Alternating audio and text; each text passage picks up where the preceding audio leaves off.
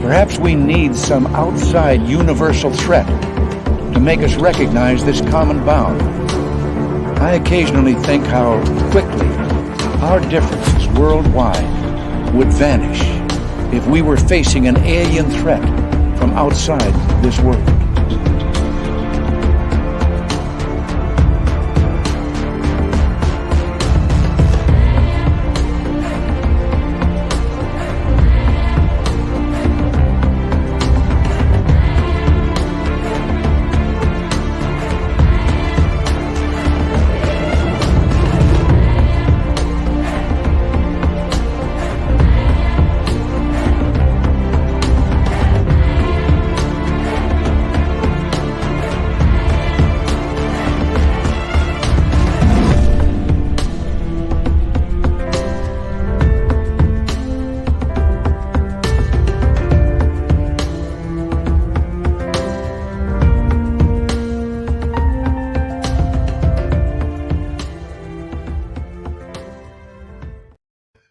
And welcome to Spaced Out Radio tonight. My name is Dave Scott. Always appreciate you tuning us on this Friday night edition of the show where legendary monster researcher, our good friend Stan Gordon, is back for another great show. And it's good to have all of you here as well as we start off with our roll call tonight. Race fan, I'll make that and B in the gold medal position to finish off the week. Race fan with another silver.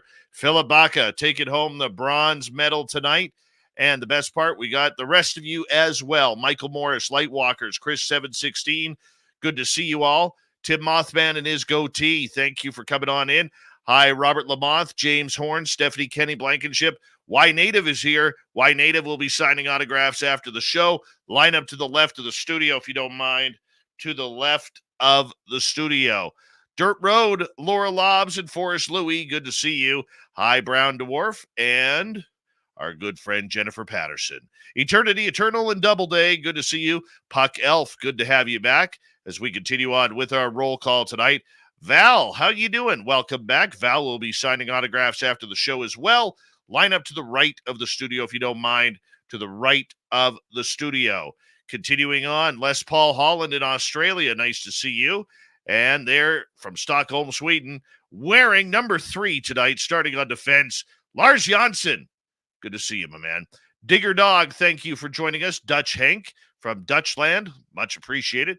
Hi, Brown Dwarf. And who else do we have here? Jamie Cotterill, nice to have you back. As we continue on with our roll call, there's W. David Page, Mama Susan. Good to see you both. Ginger Turtle, thank you for coming on in. And who else do we have here? Paramarv, thank you for joining us. Mr. BoobTube, welcome to SOR Chat. Melissa Nicole, Bar Madison, good to see you both. Hi, Slow Motion, Millennium, my man. Mama Catherine, mwah, love you, my dear. Hope you're having a wonderful night. Hi, Cosmic Joe, good to have you back. And who else is joining us here? Purple-haired Pixie Lara. Always a pleasure to see you. Over on Facebook, hi, Chuck Finley, Susan Lawrence, Robin Martin, and Sparkles. Good to see you all. Thank you for coming on in. Scrolling on down, there's Pam Harris and Michael Fontaine. Mary R., thank you for joining us. Helen Back, how are you? Doug Shelby is here. The Doug Shelby has arrived, which means we can officially start this show. Dino Bravo fan, Magnus, and Lee the Bee, good to see you all. Hello again, Derek Cook. Christine Lynn, thank you for coming on in. My brother Eugene, how you doing, my man? Hope to see you soon. The Cryptid Huntress, Jessica Jones, looking lovely tonight. How are you, my friend? Pix, how you doing? And there's Pinzer without the flactum. Lil Cam over on Twitch, good to see you. And Greg Maloney in Thailand, thanks for coming on in. Scrolling on down, hi, Susan Alloway. The lovely and talented Kira, River Dog, good to see you all. T2E, nice to see you here early. Thank you for joining us. Hi, Vanessa. And where are we here? Alex Sanchez, good to have you back. Robin M., thank you for coming on in from Southern California. And where are we here? Wild Berry, good to see you. Slow Motion. Always a pleasure. All right, let's get the radio side started. Hello and welcome to the radio and podcast side of Spaced Out Radio tonight. Good to have you here. My name is Dave Scott. Stan Gordon, legendary monster researcher, is going to join us tonight here momentarily to talk everything from monsters to UFOs. And we are in for a great show for all of you. So stay on tuned in. Stay tuned in, not stay on tuned in. There's Bill WD-40. He is lubing up the chat room over in Spreaker right now because you always want to go into a show nice and smooth. No rigidness. We don't like that around here. And don't forget, you can shop at our Spaced Out Radio store. We do not have ugly swag, people. Nothing ugly there that you want to wear. Super Chat is open. It's a wonderful way to support what we do on this show on a nightly basis. And I'm excited to get going. Hi, Nikki in Seattle. How are you? And yeah, let's do this. Throw those horns up. Let's rock.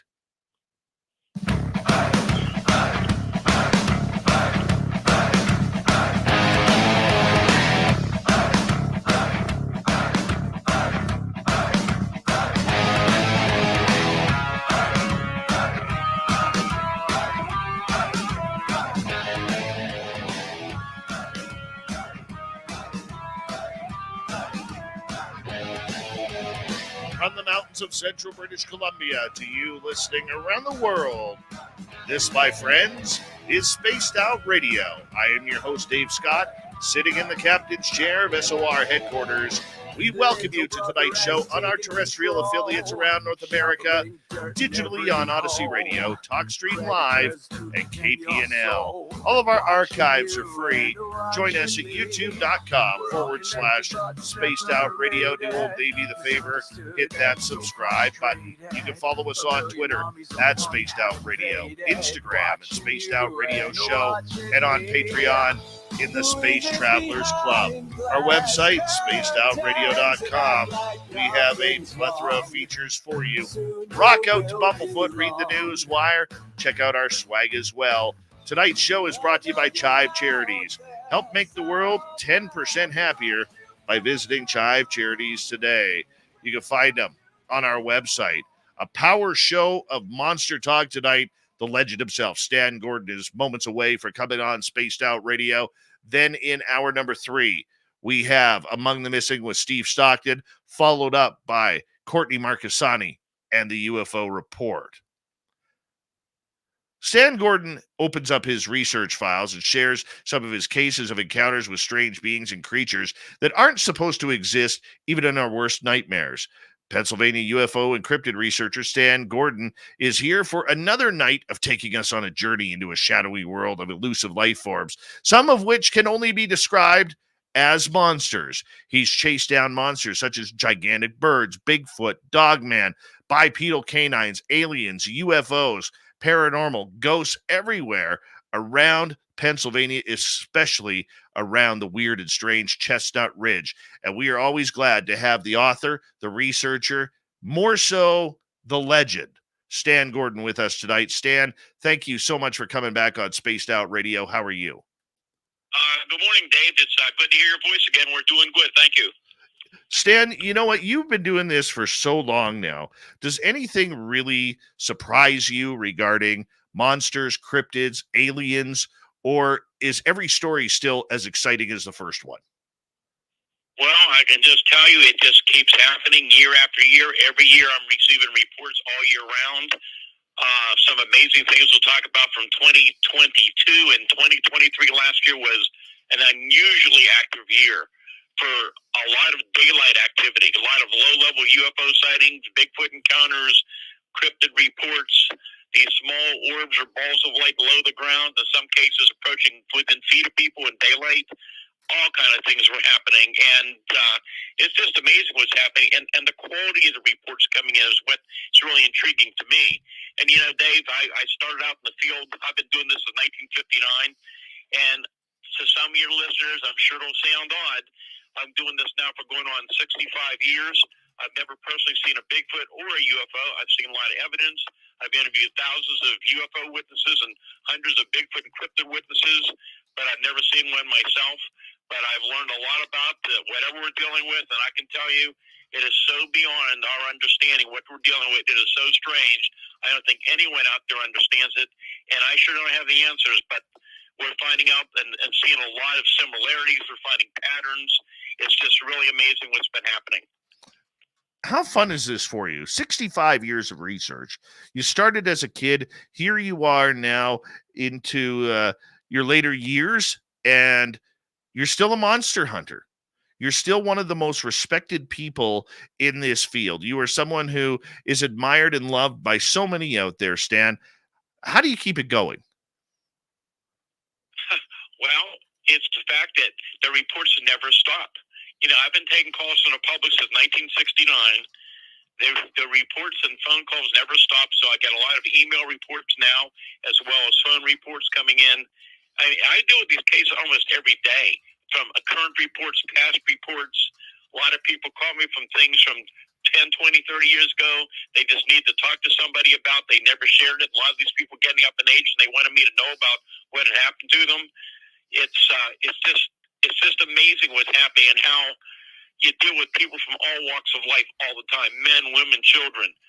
Some very educated people, first responders, pilots and engineers and scientists and school teachers, and a lot of hunters and outdoorsmen and outdoors women. All kind of people see these things, and most of them would never believe that these things could exist until they had their own personal encounter.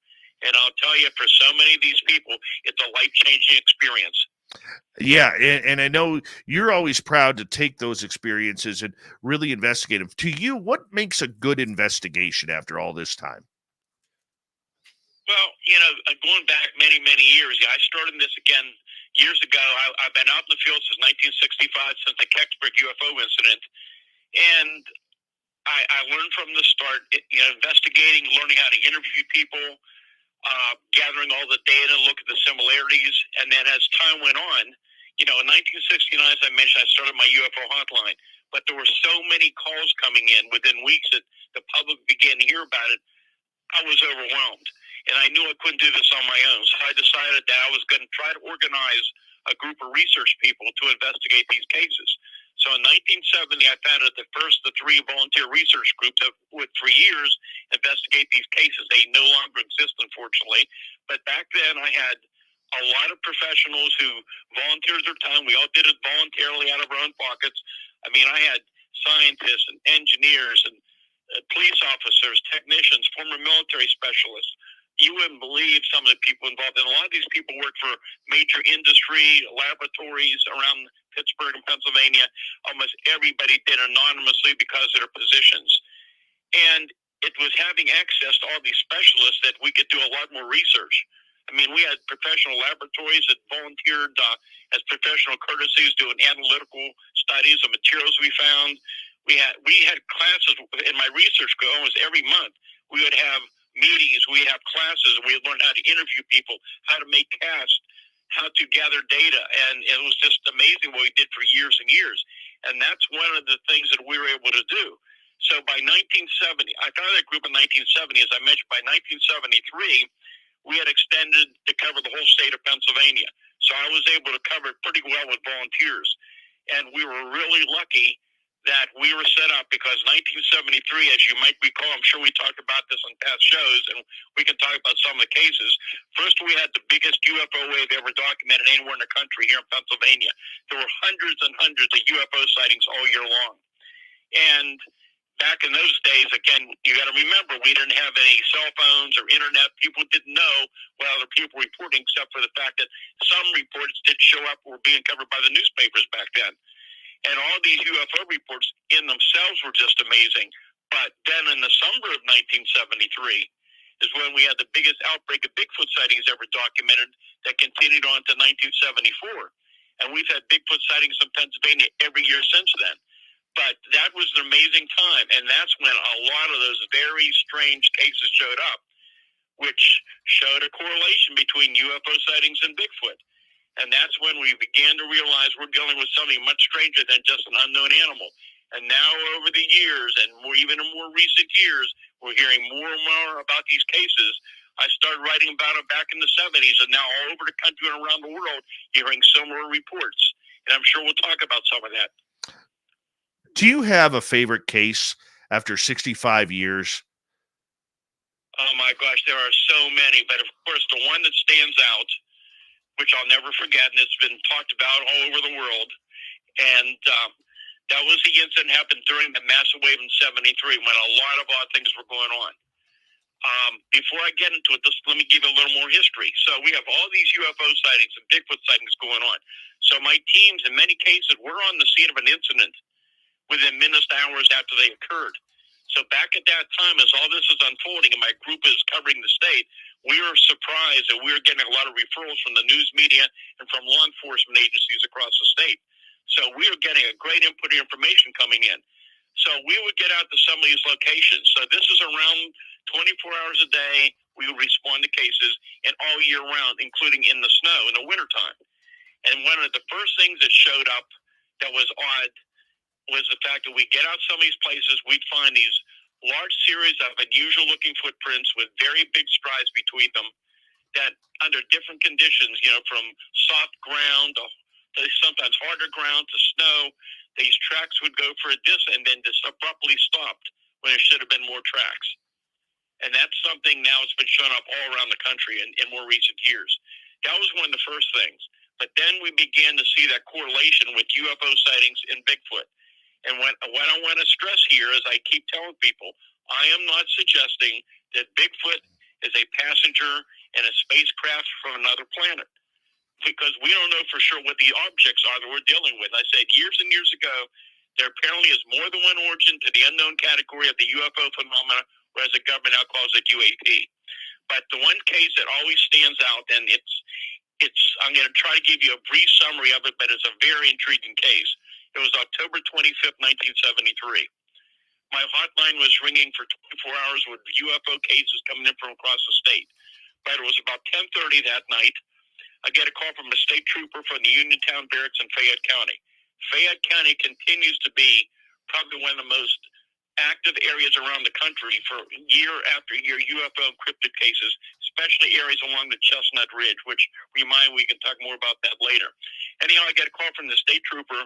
He had just come back from investigating this multiple witness UFO landing. It happened about 9 o'clock that night. He had 15 witnesses in this remote farming community. And it bases around the adult in this group would be the son of the farmer who owns the farm. He was coming out to visit his family. As he's getting down the farm road, he sees people standing outside watching this large object covering about 100 feet off the ground. This thing is about as big as a barn. It's a big, round, red sphere. And it's just hovering there and slowly beginning to move downward. So this fellow, he goes to a neighbor's house to get a better view of this thing. And he and two young neighbor boys are watching this thing, and it looks like it's going to land on his dad's pasture on the farm area. So they decide they want to go see what this thing is. They go over to his dad's farm, and the adult, he grabs a 30-06 and a handful of ammunition. And it wasn't until later, when he got into the field, that he realized he had two tracer bullets. So, when you fire this tracer bullet, you just get that luminous trail. So I'm just giving you the briefer part of the story here, and there's a lot of detail.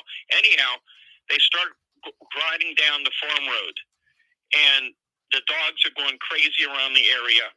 They hear this loud whining noise and these baby crying sounds. As they get closer and closer, the whining noise and the baby crying sounds are getting louder and louder. They park their vehicle, their truck, and they leave the headlights on so they can see their path going up the hill. But they also mentioned, it was mentioned to me by the adult, that it looked like something was draining the power from the headlights. They had never had that happen before. As they start walking up towards the pasture and they get up there, they're just standing there because they can't believe what they're seeing.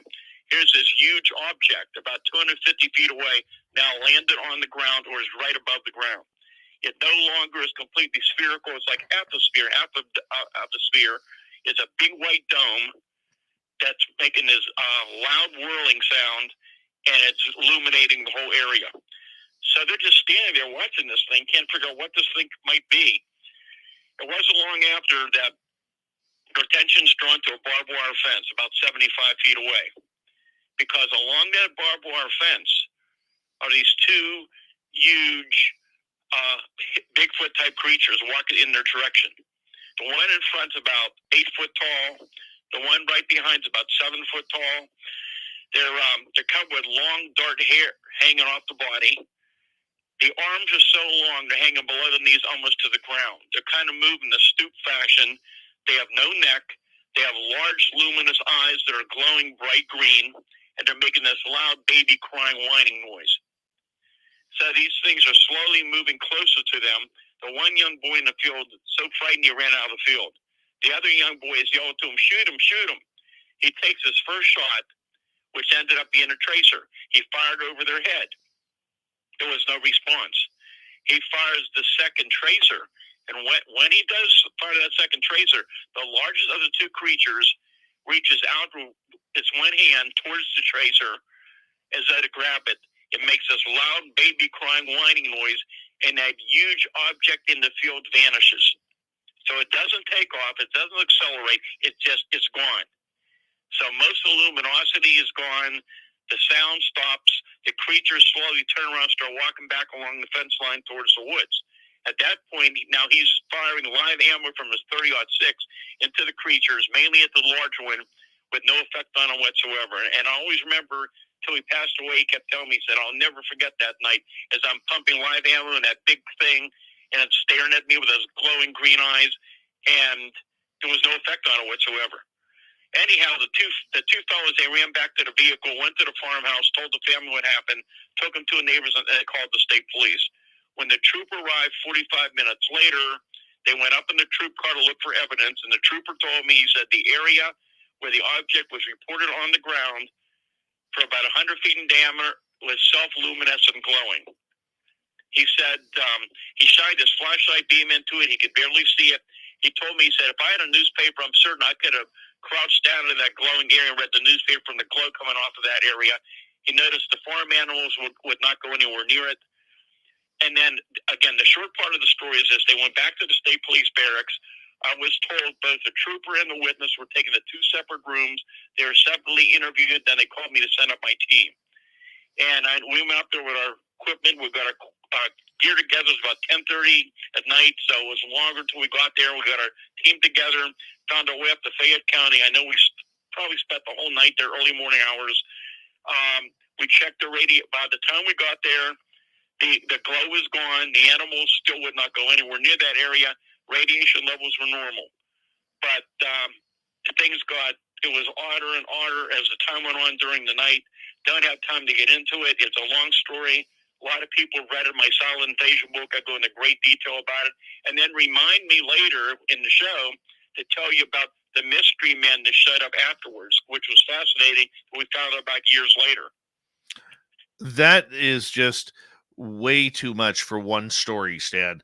Way too much for one story. I mean, that story has literally a little bit of everything going on, from UFOs to Men in Black to monsters and everything.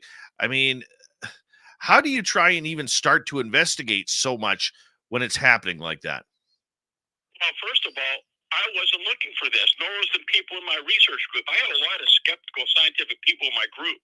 A lot of these people, they were somewhat open-minded, most of them, but they really weren't believers in any of these type of events.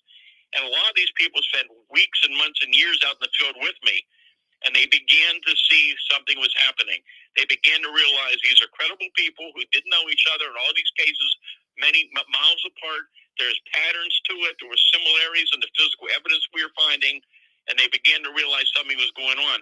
But when I started in this, I was investigating Bigfoot sightings in Pennsylvania back in the 1960s. I mean, there had always been a history of Native American accounts in Pennsylvania. There were newspaper accounts going back to the 1800s talking about the wild men of the forest. Didn't call them Bigfoot back in those days. So it's been going on for years. I had always thought at that time that Bigfoot was an unknown primate, something along that line. It wasn't until all these reports began to unfold, and there was even stranger reports than that one I can tell you about, that we began to realize we're dealing with something that is much stranger, much more unusual. And as all these reports begin over the weeks and months ahead, start coming in, and you see the strangeness of these reports. And, we had talked about these small orbs of light, and we'll get into more detail about some of the things that happened. One of the reports in September of 73 was north of Pittsburgh. You had two witnesses waiting out in the country for a friend to come by to take them somewhere. They see this huge 7-8 foot tall Bigfoot covered with a lot of hair, white-haired creature, which you don't hear about them that often. I've had reports on them even in recent years here in Pennsylvania, but they're not nearly as reported as the darker-haired creatures. Anyhow, this thing was running across the road, but in one of its hands, it was carrying a small glowing ball of light. Oh, And a short time later, this object moved across the sky and projected a beam of light down into the woods where the creature entered into. So that was some of the things were just beginning to show up at that time. We weren't looking for these kind of reports, and we never do. It's just this is what people are reporting. And the people reporting this, most of these people didn't believe these things. They didn't know anything about the subject. They have no reason to make these stories up, and they have nothing to gain because they're not getting publicity out of it. Stan Gordon is here with us tonight on Spaced Out Radio. We're going to go to break in just about 3 minutes' time. Stan, I want to ask you, why do the encounters such as this one seem a lot more proficient than what we are getting today? Well, the fact that you've got all these different anomalies associated, there are some reports like that going on. And again, I'm in touch with many other researchers around the country and some out of the country. These things are going on more and more, a lot of places. I'm in touch with numerous researchers in the United States who even this year, they're having these things going on too. Here's what I found about years and years ago, back in the 70s. I was in touch with a lot of the well-known names in the Bigfoot field back in those days in the United States and other countries. And I was starting to write about these incidents because I thought they were important for people to understand, and maybe we get some more data in from other people. And I'm talking to these experts, and they're telling me, well, yeah, we're aware of it. We've had these cases, these tracks that just suddenly stop. We've had people shoot at them, and that never came up on any bodies. But they said, it's so strange and unusual. We're just not going to publish it or talk about it because we don't want to be laughed at by our fellow researchers. My position was, look, this is what's going on. It's well documented. I don't know what it's all about, but I'm not about to hide it or pretend it's not happening. I'm putting this information out, and maybe we'll get more information on it. What kind of information makes for a good case? Is it physical evidence? Is it sighting evidence, eyewitness encounter and testimony? It's a little bit of everything, and each case is different.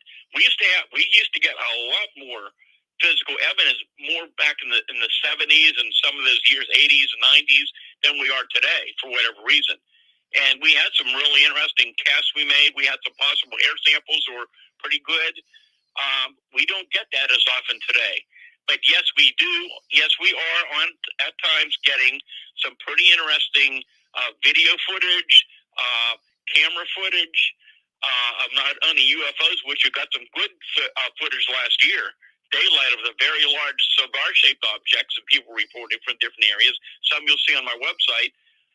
We do get some camera footage from security cameras, from game cams on occasion. And so this data is coming in. I mean, technologically, we're getting a little more information, but it's just not always good enough to really be sure what people were seeing. But you check, you talk to the people, you gather the data. It's these little details that I look for. And so many people are telling me little details that they didn't even think were important. And some of these things are starting to show up more and more again. One example is during that massive wave in 73, there was a lot of strange little things would show up. One of the things was we never could understand, and we still don't, was that in some instances where people have seen a Bigfoot close by, or in areas where there was a lot of other strange activity also going on, they would hear this strange metal sound, like metal on metal, metal tearing. And now in the last couple of years, we're getting more reports from widespread counties in Pennsylvania from hunters and other people talking about these strange metal sounds they're hearing when these other anomalies are taking place.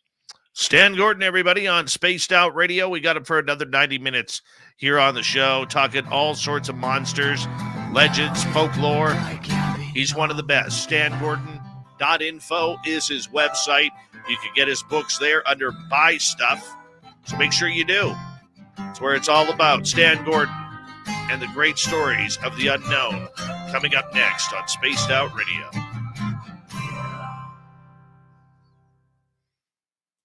A perfect first quarter, my friend. Thank you. Hey, Dave. Yeah. Yeah, it's real good. Hey, could you mention, especially since it's international, would you mention the place all orders from Amazon.com or BarnesandNoble.com, because I can't ship international. So they can get it much faster at Amazon or Barnes & Noble. Well, they just heard you say that, so it's all good. Okay, thank you very much. No problem. Hi, Debbie Nickerson. How you doing? Welcome to the show. SG Nav Spotter, thanks for coming on in. Hi, Super Knower. As the room continues to pack up, Jeff Steve Garvey, he'll hit a home run for you. Little Jimmy Goodall, how you doing, my friend? Flying any blackbirds around? Dark starry sky. Hello, neighbor. And let's see here. I think we're caught up. We are caught up here. And yes, make sure you get your books through Amazon or Barnes & Noble if you are shopping internationally. Like Canada, because we're international. That's right. All right. So we got about 3.5 minutes, Stan. Oh, very good. Thank you. Yeah, we are cruising along here, hanging on out. So when's your next trek into the forest? Oh, it's hard to say. We'll have to wait and see. I'm just getting a lot of reports coming in. A lot of them, of course. I don't have my groups anymore. I'm still in contact with a lot of other experienced researchers out there who've been out in the field for years. There's a lot of groups out there. There's certain fellows I've been involved with for years, men and women, who are very experienced. A lot of them have science backgrounds and whatever. So they're able to sometimes to get out areas that I can't. But I go out the ones that I'm able to do when I can. And I'm just very, very busy just interviewing people by phone and things like that. Oh, I love it. Best comment of the night so far in our chat room comes from Jamie Cotterill. I wish I had hair like Stan Gordon. You got beautiful hair. You do. Well, I appreciate that. And yeah, it's still got the hair. I can say that. Oh my gosh. I know. You're not only a legendary monster hunter, but you should be modeling that beautiful mane of yours. Well, I've got to be careful when I'm out in the woods, and to make sure I keep low profile. I love it, my man. I love it. All right, we got about 2 minutes here. Just over 2 minutes. Attorney to the EBEs. Yes, my passport paperwork was submitted yesterday, and I am awaiting a new passport, which is supposed to be here by March 28th or sooner. So we're all good. We are all good, unless the Canadian government decides to say, hey, man, what are you doing with them UFOs? What are you doing with that radio show? Can't be talking that. And I'll be like, does this mean I can't go to Reno? They'll be like, shut up. And then you can go to Reno. Nah, I'm just teasing, guys. Just teasing. Yeah, so I will have my passport ready to go. We're ready. I lost my passport in my house, Stan. Can't find it. I will say a weird story, though. And I've been thinking about this. This has been bugging me for 2 days here, and I haven't said anything. Hi, Ross Lambda. How you doing? Oh, geez, that's the second time the siren's going off tonight. The fire hall siren is blasting through the air. And anyways, so a couple of weeks ago, I checked my wallet for my birth certificate. I went through every pocket in my wallet and did not find my birth certificate. So the day before yesterday, I was searching all around my house again, every crook and cranny where I thought I could leave my birth certificate. Thinking, I wonder where the hell it is. Where did I put it? So after checking like 5 different places, I went back to my wallet, and be damned if it wasn't in my wallet. Yeah. Interesting. I hear those stories every once in a while. Yeah. So I mean, I'm thankful. I'm thankful that the little people who were playing a trick on me, literally brought my birth certificate back so I could get my passport. But seriously, I have one section. See, I have one section in my wallet where I stuff my American money. Okay, so that way, in case I go to the States, I always have like $150 American on me. And it wasn't there. It wasn't there at all. I checked every pocket, pulled everything out of my wallet. Nothing was there. And then yesterday or the day before yesterday, boom, it was back. So weird. Mr. Bigfoot, how you doing? Yes, Stan Gordon is the best guest ever. He really is. Thank you to Greg and Dutch Hank for the super chats. Here we go with the second half hour, everybody.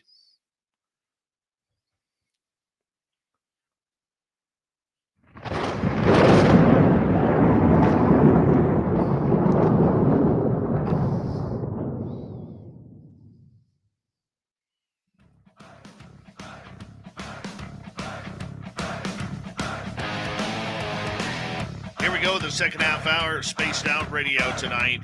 Good to have you with us. My name is Dave Scott. Always appreciate earning your listening ears. A reminder to all of you that if you missed portions of this show or others, you can always check out our free archives by going to youtube.com/Spaced Out Radio. Do old Davey the favor, hit that subscribe button. Our website, spacedoutradio.com. We have a plethora of features for you. Rock out to Bumblefoot, read the news wire, check out our swag as well.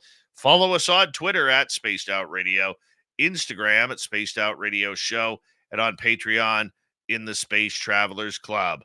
We continue on with legend, monster hunter, Stan Gordon. You can get his books on Amazon or Barnes & Noble if you're international, or if you're in the U.S., go to stangordon.info, and you can get it there as well. Stan, thank you for being here. Thanks, Dave. And I do appreciate what you're saying, but it'd be best for anybody, U.S. or otherwise, to order directly from Amazon or Barnes & Noble at this point. Excellent. We could do that. We could totally do that. Stan, out of all the cases that you have covered over the years, you've covered paranormal, you've covered cryptids, you've covered aliens and UFOs. What's your favorite subject to cover? I would say it's the Bigfoot subject without any doubt, because it's so much more involved. I've learned so much more about it. It is so strange. There is so much about the topic that most people don't know about, or some people prefer not to even discuss. But I'm telling you, it's just amazing. Again, we just talked about a little bit about the case of the tracks that just suddenly abruptly end in all type of ground conditions. That's one thing. But there's a lot of other things that are very, very strange and unusual. For example, for years and years, we do get reports, and even the last year, we've had daylight sightings within 40, 50 feet of people in Pennsylvania. We've had incidents over the years where they were much, much closer to people. So they're seeing these things from head to toe at very close range, different times of the day and evening. But we're hearing more and more reports that sometimes when they're seeing these creatures, they're not always physically solid. Sometimes they're more misty or foggy looking. Sometimes part of the body is solid, other parts is out of focus. In some cases, they're not only just running amazingly with huge gaits, but in some cases they appear to be moving more like gliding or floating right above the ground. And we've heard other cryptid reports that are very, very similar. And you got so many people describing these type of things.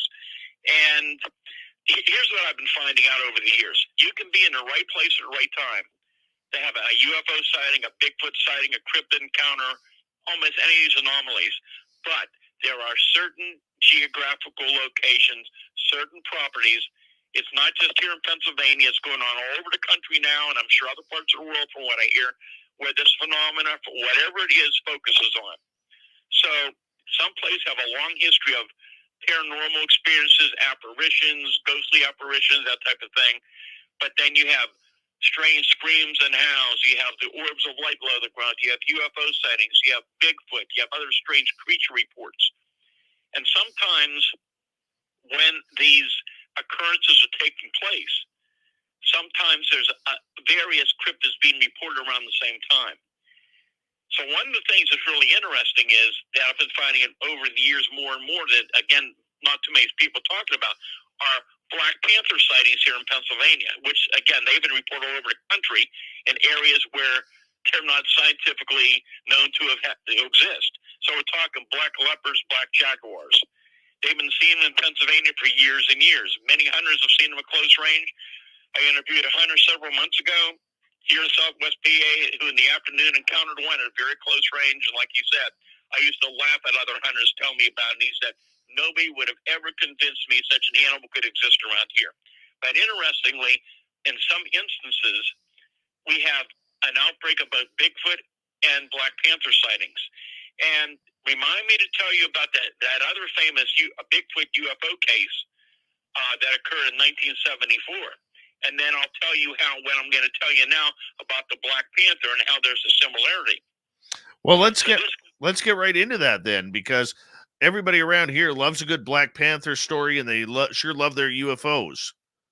Okay, well, let me tell you about the one from 1983, way up in the mountains of southwest PA. It's February. It's a very cold early morning. This fellow's coming home from 1 o'clock in the morning, and his car is overheating. He pulls into his driveway, which is well lit, and he pulls in, and he goes in to get a can of antifreeze. He comes back out, and he starts putting antifreeze in the car. 2 minutes later, he hears this loud growling sound. And he turns around, and about 20 feet away from him is this large black house cat sitting there, staring at him, growling at him. Well, he didn't get too excited over it because out in that country, there's a lot of stray cats around there. He goes back to putting more antifreeze in the car. A few minutes later, he hears a louder growl. He turns around to look, and he said, I couldn't believe what I'm seeing. That big house cat has now physically grown to twice its size. Oh, my. So he throws that antifreeze cat at it, and it then growls at him. It turns around, and it starts walking out the road, which is well lit outside. He runs in his house to get his pistol. He comes out a few minutes later, and he's looking outside, and he couldn't believe it. He said, standing there now, he said, that huge cat that now is twice his size has now grown to an animal I saw in the zoo. He said it looked like a big black panther. He described a long body with a shiny dark hair with a long tail, and it had glowing luminous yellow eyes just growling at him. He said, I took a shot at it. I don't know if I hit it. Moments later, it's physically vanished right in front of me, and I never saw it again. Wow. One of our audience members in our chat room tonight, Magnus, said his aunt saw one of those Black Panthers at her home in Portage, Pennsylvania. Oh, yeah. There have been reports for years and years all over the state, and especially again up in the Chestnut Ridge area and others where we're having a lot of weird things going on. This is going on. Back in, still my memory is right now, 1979, into 81, 82, 1979, December 89, on the border here of Westmoreland, Armstrong County. There was a series of events of strange things that happened. As I recall, that afternoon, something unusual fell from the sky to a large wooded area. Soon after, the locals started reporting screams and howls, having Bigfoot sightings, seeing small balls of light, anomalous other paranormal things were going on. Numerous neighbors in the area were reporting these things. And then at the same time, they were having an outbreak of Black Panther sightings in the area at the same time. This actually got such news focus. One of the major papers did a huge story on it, and it was on Pittsburgh television, as I recall. And that's the kind of thing that was going on. But we've heard this from other. There are occasions over the years, which you rarely ever hear about, where sometimes Bigfoot is accompanying another cryptid. And that's, again, another strange thing. And another thing about Bigfoot, well, let me tell you, before we get into that, there's so much to talk about. I wanted to tell you how this is similar, what I just told you about, to an amazing Bigfoot incident I investigated during that outbreak in 73 and the 74. Would you like me to relate it to you now? Love it. Let's do it. All right. So this is February 6, 1974. This is way up in the mountains of Fayette County, Pennsylvania. Again, very active area year after year for years of weird phenomena. Anyhow, some of your listeners will remember the time period. There was a big national trucker strike in the United States. There was gas rationing, so a lot of people remember that. There was some violence in different parts of the country. So here in Pennsylvania, you had state police and National Guard patrolling together. You had some members of both units that responded to this incident. Where I'm at in Greensford, PA, I could not get gas that night, so I had to wait till early next morning until my team could get up to the site. Anyhow, what happened was, so here's a woman that lived very deep in the mountains, had a nice little cabin home. It was a normal evening. She's sitting there watching television. She suddenly hears this commotion on her little front porch. She had some empty soda cans out there, pop cans. Something was knocking up pop cans around. I remember her telling me, she said a few weeks before she had a pack of wild dogs came through, and she thought the wild dogs might be back, so she thought, I'll just grab my 16 gauge double barrel shotgun and I'll fire over their head. I'll just load one round and I'll fire over the head of these dogs and scare the dogs away. So she proceeds to load one chamber of her shotgun. She walks up to the front door. She hits the switch, turns the switch light on for out there on the porch. She opens the door and steps out. 6 feet away from her is this huge, at least 7 foot tall, hair-covered creature. I believe it was kind of grayish, blackish hair, if I remember, with very long arms, but it raised its arm straight up over its head as soon as she turned the light on. What did she do? She aims the shotgun at it and pulls the trigger. She said there's this bright flash of light, like the flash on a camera, and that huge creature vanished right in front of her. So her in-laws called her a minute or two later and said, "What are you shooting at?" They lived 100 feet away, and she tried to explain what happened. So her son-in-law grabs his sidearm, starts running down the road, walking down the road to her home. Said he saw a shadowy figure or something moving down the road. He couldn't tell what it was, but apparently at some point he encountered 4 or 5 hairy people with eyes like coals of fire, started shooting randomly at him, and then ran back towards the cabin. And it was around the same time that both he and the other witness observed this large, luminous object like a big Christmas ornament hovering over the woods at the same time. That's when they called the state police. And anyhow, I talked to the primary investigator, and he told me, he said, this place was way up in the mountains. By the time they found it, everything was over. But he said something very strange happened up there. And he said, one, the witnesses were very credible. They were visibly very, very shaken, very frightened. They both gave, two of them gave detailed accounts of what had taken place. But he said what really convinced him and the others who were there was the animal reactions. Now, I told you, Dave, that I've never seen a Bigfoot or a UFO, even though I believe I chased one in the dark through a cornfield in '73. That's another story. But I have seen the animal reactions numerous times over the years. So very commonly, when even the most vicious dogs are very close to these creatures, they're just like paralyzed. They stop barking, they shake, they cower. Sometimes I've been told they'll lie down and their eyes will roll around, but they won't make a sound. Sometimes they won't eat properly for 2 or 3 days later, which has happened the last couple of years around here. That's what convinced the police officer. And there was other animals on the farm that were also acting much different. They weren't responding, not even eating the way they normally do. But they had several big dogs up there, and they said they didn't make a sound when they got there. When I got there early the next morning, all the dogs were barking again. But that was the case that convinced me, among others, that we're dealing with something it's very, very unusual. And also up in that area, and I believe was November, prior to that, November '73, fellow was walking his hunting dogs, and it was almost dark. He had a lot of property up there. He saw his figure way ahead of him and yelling, "Who are you? What are you doing on my property?" And no response. And as he got closer, he realized this wasn't a person, but it was a tall, hairy, ape-like creature. He grabbed his sidearm, started shooting at it, and what I recall was that when he hit it, it physically vanished. He could still hear it running, but he could no longer see it. It just vanished. Yep, and we're hearing that more and more. And that's what we've also been hearing for years. People tell me they're riding down the road, and suddenly a Bigfoot or other cryptid, but quite often Bigfoot, this thing suddenly appears in front of them in the middle of the road. Suddenly in the middle of the road, they see it moving across. They see it from head to toe, and suddenly it's gone again. That's the kind of things that are going on. We had an amazing incident. I wrote about my most recent book, Creepy Cryptids. This happened down the Mon Valley area outside of Pittsburgh. So this is these small communities that border along the Monongahela River, which that in itself is amazing because there's a lot of history up through this area. I've been down there investigating since the '70s, from Bigfoot sightings to cryptid accounts to strange things around the river or over the river, in the river, all kind of weird things. But anyhow, this fellow was riding down the road. It was this 2-lane road, as I recall. I was down there next morning with a team, and Eric Hoffman from the Pennsylvania Bigfoot Society was with me.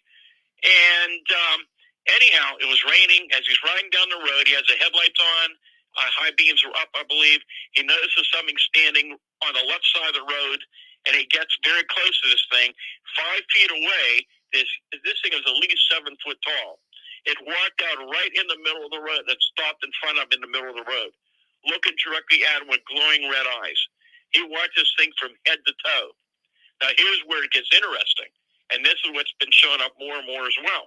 So this thing starts taking a pretty good stride up to the right side of the road and goes up this little hill. This guy grabs his telephone, has it ready to take a picture. He's right behind it. Now, it's quite dark and it's raining, but he has in the headlights, and he picks the camera, take a picture, and all of a sudden, it's not there anymore. He said, I could never understand how it could vanish that quickly. He said, I went to take a picture, and it's gone. And that's something that keeps showing up in more and more reports. And it gets even stranger, because I've had incidents now in the last 10 years where a couple of things. Well, one thing is, after an incident where there was some physical evidence where people saw maybe footprints, unusual footprints, they took their fully charged phone over to take pictures of the tracks, and the camera would malfunction, not work. It had worked fine right before that. When they left the area, it worked fine, but not during that time. And we heard those reports from years before. So what also is happening more and more recent years, and this is going on all over the country, and I think you're hearing more about this on TV. Even last year, we had some really good low-level, large UFO sightings being reported. People had fully charged cameras. I remember one case, the guy put in the video mode. He saw the object on the screen. He's aiming at it, and when he played it back, there's no video. Or in other cases, fully charged batteries in the cameras, people aiming at them to take pictures, and within seconds, that fully charged battery is completely drained of power. That's happening more and more also. I wanted to get into orbs with you because there's been a lot of orb talk popping up online regarding UFO sightings and everything, but you have noticed a trend in the cryptid world with orbs of all sorts of colors. What do you think these orbs are? Well, I knew about these back in the 1960s. I've called them for years mini UFOs. But, of course, now people are using the terms orbs, which orb basically just a spherical object. Orbs are balls of light below the ground. And, when I first started to hear these reports back years ago, of course, I didn't know what the source was, but it seemed as though we're dealing with some type of remote control device that could send back video and audio data to something else. That's what I was figuring was happening. But now that I'm knowing a lot more about these, I think it's much stranger. What I'm hearing from other researchers is it's so bizarre, even reluctant to talk about it. But let me give you a little bit of history. So here's what I found out. The smallest ones are about the size of an oversized firefly. A lot of them are around the size of a golf ball to a baseball to about a foot or two in diameter. They're generally spherical, but not in all cases. Sometimes the main luminous part of the objects are variation in colors. We've had red and green and blue and orange. I think I mentioned blue. Those are pretty common. In a lot of cases, they're very, very bright. However, there's no luminosity extending out from the object. It seems to be more self-contained light, which is very interesting. In some cases, over the years, I've had these things in daylight follow vehicles. I've had them enter people's homes and cars through open windows. I've had them go right out through the windows, the walls of homes. We've had incidents, and I'll tell you about something that happened just in the last year, where these things are appearing inside of people's homes. It is amazing what's going on. And, of course, the history is, for years in Pennsylvania, now all over the country, in areas where you have a history of Bigfoot activity. You're hearing reports of unusual light phenomena, and you're hearing about these balls of light that are coming out of the woods and coming very, very close to people. And I can tell you, in the last couple of years, there's, I talked about the Chestnut Ridge, so I'll give you a little more information. The Chestnut Ridge here in southwest PA goes through Westmoreland County, Fayette County, and Indiana County, extends down to a few miles outside of Morgantown, West Virginia. That area is a little less than 100 miles long. There's been reports all along that ridge for years, but there's certain more specific locations along the ridge where you have a lot of repeat activity, where some of these things are going on. And then not that far from that ridge area, you have a little separation, and then you go into the Laurel Island, Laurel Ridge area, which also is quite active, but probably not as busy as the Chestnut Ridge area, where a lot of things, weird things go on in both areas year after year. And anyhow, I kind of okay. So what I was going to tell you is, in the last couple of years, and maybe a little longer now, I'm losing my train of thought with so many reports. Eric Altman and members of the Pennsylvania Bigfoot Society, which these guys and men and women have been very experienced, they've been out in the woods for years. They came across another area up in outside of near in Fayette County area where they were investigating Bigfoot activity and came across this area. And it is just amazing the weird things that have been going on. I understand even the last couple of weeks, from screams and howls to trees coming down to orbs of light coming out of the ground within feet of these people, strange cryptid reports, all kind of weird things ongoing up there. And again, we're hearing similar things other places as well. So it's just fascinating whatever is going on with these balls of light. Do you think that they are trying to communicate, or do you think that they are showing when the phenomena will be active? I'm not sure I can answer that because there's so much we don't know. I think it's a part of the same, whatever we're dealing with. The more I know about what's going on, I think there's some association with UFOs, the Bigfoot, the cryptid stuff, the balls of light. You know, you look at the UFO reports that you hear about, and even what you're hearing from the military, and these things sometimes just suddenly appear out of nowhere. I've had incidents in Pennsylvania and daylight of very large structured objects that look solid, that people are watching them and they slowly begin to fade away. But in other cases, they physically change from one form to another.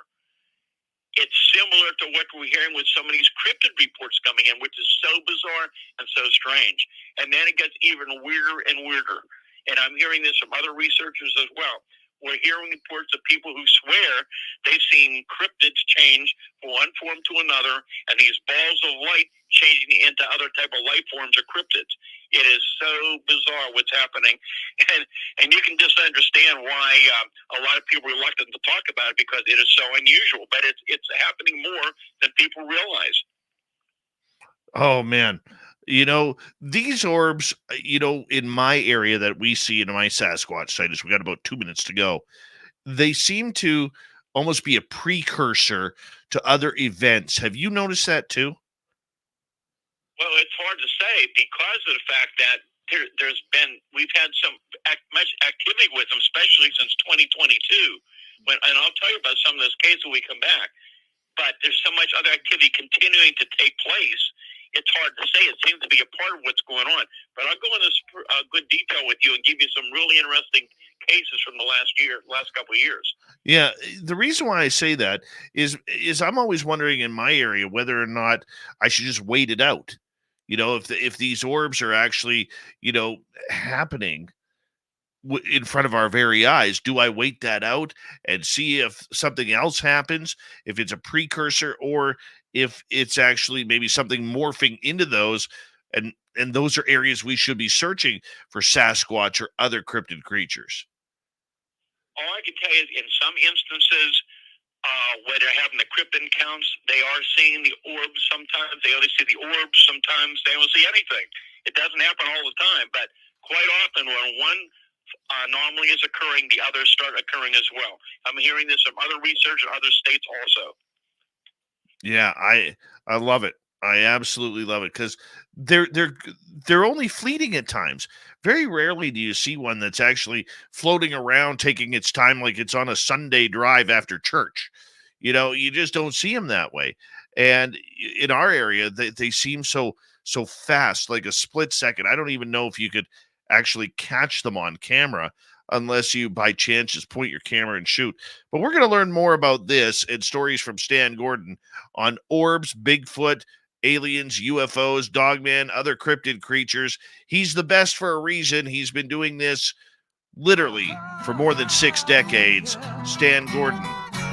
His website, stangordon.info. Go to Barnes & Noble or Amazon to pick up any of his amazing cryptid books. They're a great add to your library collection. Spaced Out Radio is done with hour number 1. Hour number 2 comes up right after this. All right, my friend, we are clear. And Okay, sounds good. to our YouTube audience, I'm going to be right back, and we'll get right to it right after that. All right, Stan.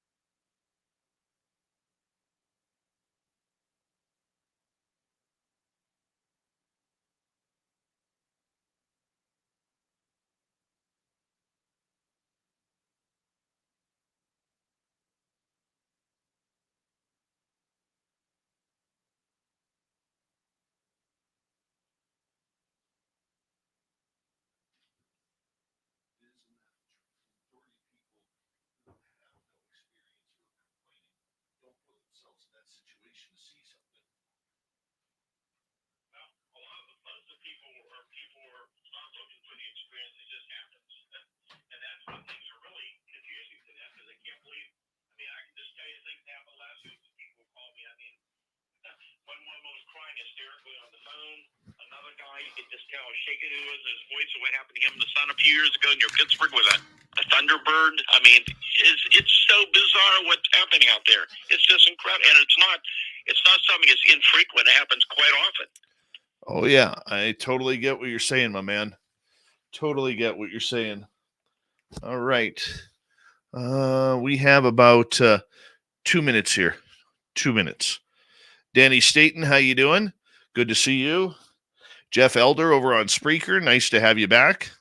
Jimmy Gonzalez, what's happening, my man? Anybody else? Missing Rin. Wow, it's been a while since you've been here. Hope you're doing well. And who else is here? Doc from Wyoming. And I think we're caught up. I think we're caught up saying hello to everybody. I want to say a big thank you to Dutch Hank, Greg in Thailand, Jacqueline, and Louie for the super chats tonight. Very much appreciate you guys tuning us in and your support on Spaced Out Radio. Warden Dragon, good to see you, my man. And yeah, we're having a good time here. Very good time with Stan Gordon tonight, as we're going to bring Stan on momentarily.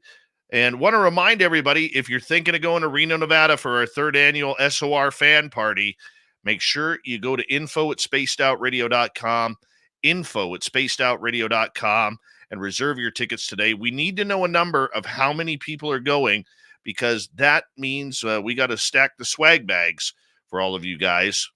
Yeah, tickets are $100 for the weekend, or $60 if you don't want VIP. One of the two. That's up to you. We got great guests coming. Carter Bouchard, Les Velez, Melinda Leslie, Merle, Lorian Fenton, Geraldine Orozco, Jim Goodall, Science Bob, and who else is coming? Oh, Lee Strauss and Jackie Harmon are going to be there. We got a great mixture of people coming to the event. They're all coming to hang out with you guys, too. And you know what? If you get a chance, give Mama Catherine a big hug while you're there. Here we go. You're listening to Spaced Out Radio with Dave Scott.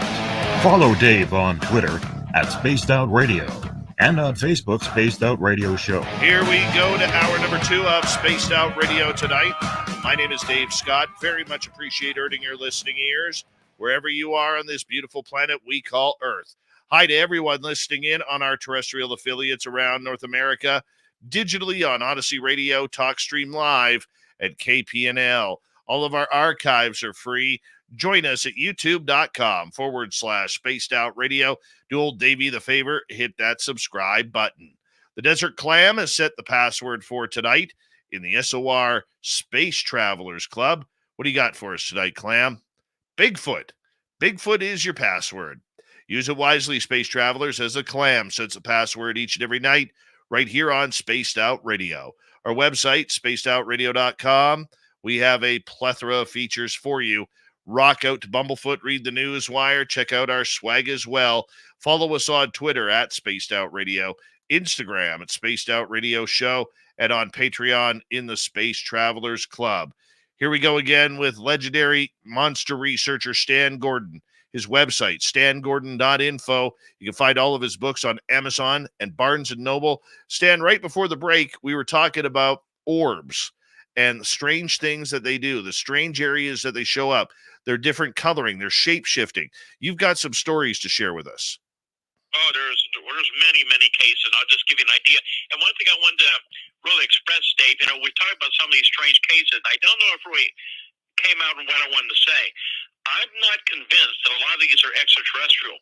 We're dealing with something that has a physical and a non-physical aspect to it. For lack of a better term, I'll call it interdimensional. Sometimes these things leave physical evidence behind, but they're here and they're gone. They come and they go under certain conditions. I found years ago that there's a definite energy connection to a lot of what we're dealing with. What I found is that many close-range, low-level UFO sightings and many encounters with Bigfoot and other cryptids often occur in the vicinity of energy sources. So you've got a lot of sightings around cell phone towers, communication towers, high-tension power lines, power plants, gas wells, gas lines, bodies of water, railroad tracks, goes on and on and on. I have no doubt that a lot of incidents, you're dealing with high-energy sources in those areas. But, yeah, a lot of really interesting cases.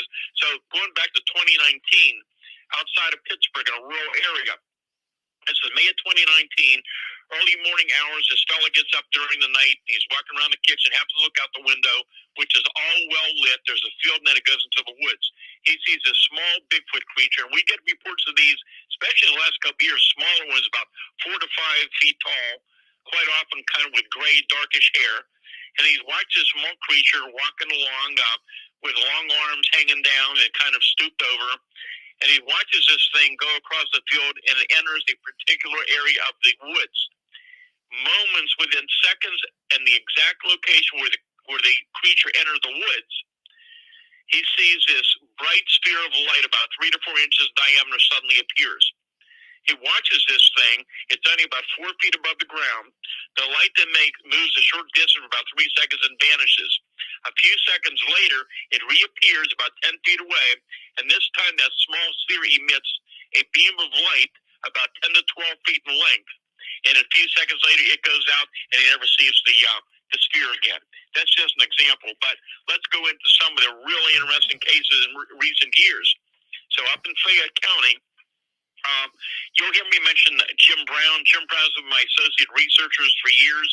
He's a very high-tech, very scientific-oriented fella. He has built probably some of the best instrumentation out there for investigating these type of anomalies. But anyhow, he investigated this case. This was April of 22, 3 o'clock in the afternoon. It's dry. There's no storms in the area. A man and his wife are outside with a wheelbarrow, planting some things, digging, putting down topsoil. They notice about 50 feet away, they see this spherical object, which is silver, about 2 feet in diameter. It's slowly beginning to drift towards them. It's about 10 feet above the fence line. It gets closer and closer to them, and they realize it's not a Mylar balloon, which is what they first thought it may have been. As it got closer, it got brighter and brighter in intensity. As it got closer to them, all of a sudden, there was like a small lightning bolt that shot from the object to the ground. And it sounded something like a small firecracker, like a snap. Moments later, that area of the field caught fire. The man immediately put it out with a shovel. And anyhow, that object just vanished right in front of them. Jim gets to the scene within, I believe, 45 minutes.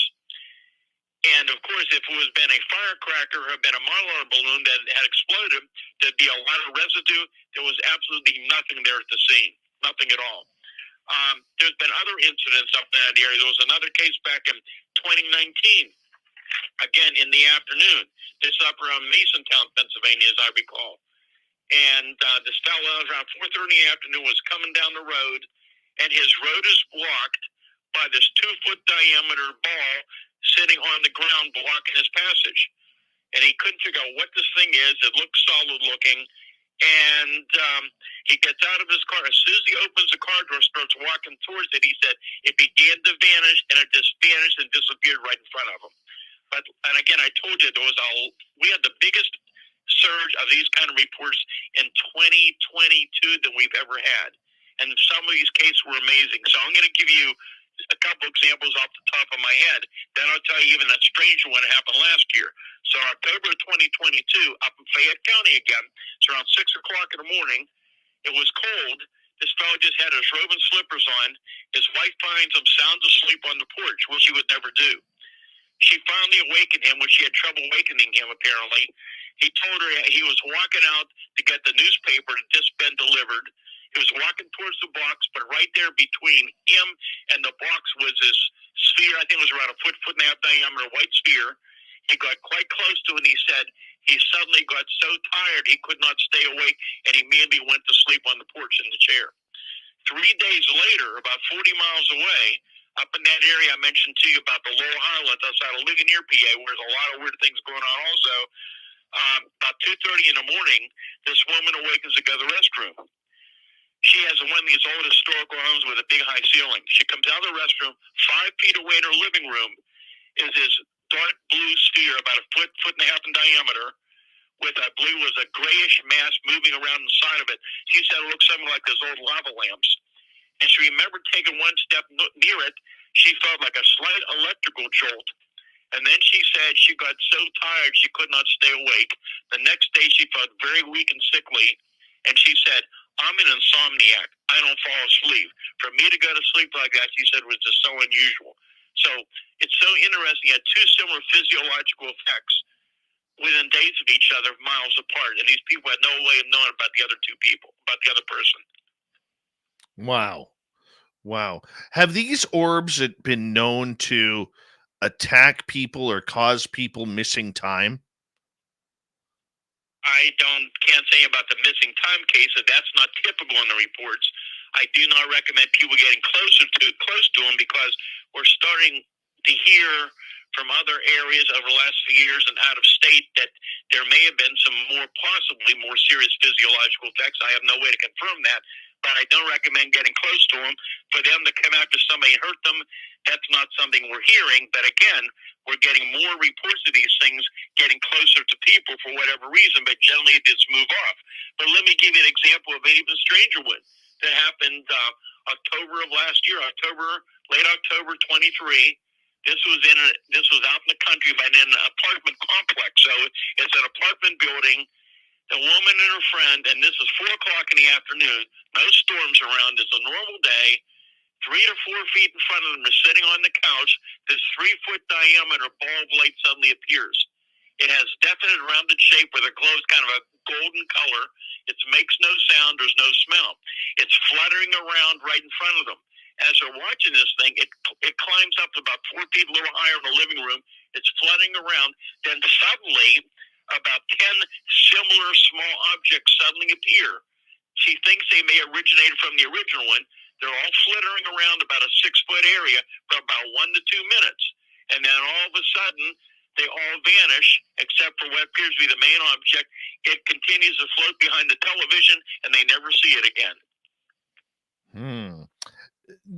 The way these have been known to shapeshift, do they always seem to come in round? They always seem to come in, quite bright at times, or sometimes a little off. And to be honest with you, Stan, just a couple of days ago, while on this show, about 3 minutes in, when I was reading the roll call for our audience in YouTube, I actually had an orb morph right behind me and fly right beside me. We actually got it on camera while we were live. And it was just kind of weird because I saw it out of the corner of my eye. I turn and poof, it was gone. It was probably the size of a golf ball. And, these just seem to morph out of anywhere. Do we think they're spirits? Do we think they're some sort of kindred being? Well, yeah, there's some people that feel that's what they are. I've not seen that type of evidence. All I can tell you is they sometimes show up in areas where other anomalous events are happening. We're getting more reports of them over the years in more populated areas. So I don't think anybody knows for sure. And again, there's those very strange reports we're hearing of these balls of light changing into other life forms or creatures. And we've had reports of creatures changing other creatures. I've interviewed people, other people have. It is just astounding, these reports. And you're so reluctant to even talk about it because it is just so baffling and so unusual. But once again, when you've got so many people telling you about something similar, you can't just ignore these reports. No, you cannot. No, you cannot. I'm curious though. Has anybody ever reported these orbs morphing into creatures or into UFOs and taking off into the sky? Not changing into a creature or an object change the sky, but we've had reports. And actually, there was one that happened last year, and I'm trying to remember. It was early in the year. And this happened out in the rural area where there's been a lot of history of sightings going on. And from what I remember, and in fact, let me see, maybe I can find it in my file here real quickly. We'll find out here in a minute. This was in a rural area early morning, and I remember this woman could not sleep well. So she was up walking around, and she just happened, here it is. It was early February of last year, around 1:30 in the morning. She just happened to look out the window. She notices this solid, bright white ball of light about the size of a basketball moving about 8 feet from the window and about 7 to 8 feet above the ground. It's moving between the side of the house and the front porch. It moves steadily past the window. It continued to move past the yard and driveway and then began to rise into the sky and over the roof of the neighbor's home and moved off in the distance toward the mountains and was out of sight. Wow. Why do we seem to always catch these in a fleeting glimpse? Well, we don't always, because some of these cases, again, they're in daylight. People are seeing them for minutes, and people are capturing these on their security cameras. There was an interesting case, again, it happened last year. This is up in northern Pennsylvania and southwest PA, though. And this fellow, I talked to him, and I've seen the video. He sent it to me, the clip. And It was early morning, I believe. It's a rural area, a lot of woods near his home, and his security camera alarm system went off that there was some type of movement or activity. When he went to play it back, you can see the small orb below the ground, close to the tree line. And interestingly, there's a deer standing there. You can see it turning. It's looking directly at that sphere of light that moves away. I got you. Do you think there is a connection towards anything to do with extraterrestrials or UFOs? Well, again, we can only speculate on this. Once again, I think a lot of what we're dealing with has a physical and a non-physical aspect to it. These things can appear and disappear. They can appear to be able to change physical form. So a lot of the UFO reports, you're hearing more and more about this. And you know what? Just to give you a really good example of a case that happened very recently. And let me see if I can find it because there's some pretty good detail to it. This was again last year, and this was up in the mountainous areas. But this happened around 2 o'clock in the afternoon, and there were 2 witnesses. And what was going on was that it was a beautiful day I believe it was November of last year. And I'll tell you here in a minute. It was a beautiful day in the 60s for that time of the year around this area. Generally, we have snow in that time of the year. And anyhow, the neighbor happened to look out the window, and she sees this object that is hovering about 50 feet over her roof of her neighbor's house. What she sees is a solid black triangular object. But as she's watching it, it's physically changing form from a triangle to a square and then back to the triangle. And she keeps watching this thing, and she just can't understand. There's no lights on it. It's silent, but it's solid looking. So she thought, I better call my neighbor and tell her what's happening over her house. So she calls the neighbor, but there's no answer. So she goes back outside, and it's still there. She decides to walk over to the house where this is happening, finds the neighbor outside working in her garden, and that lady knew nothing about what was happening over top of her home, so the neighbor pointed it out to her. So they both watched this thing for a while as it's moving around. It gained altitude up to about 500 feet in the sky. So this is a nice afternoon, no storms around, beautiful clear weather. It gets up to the point where it's rising higher and higher into the sky, and ends up looking like a dark spot in the sky, and it's gone from sight. You said that this past year, 2023, was a very hot year for sightings of UFOs and other strange phenomena. Why do you think 2013 was such a or 2023, pardon me, was such a different year compared to others in the past, or even the start of this year? I have no idea. I mean, we can speculate forever. Let me go back a little bit.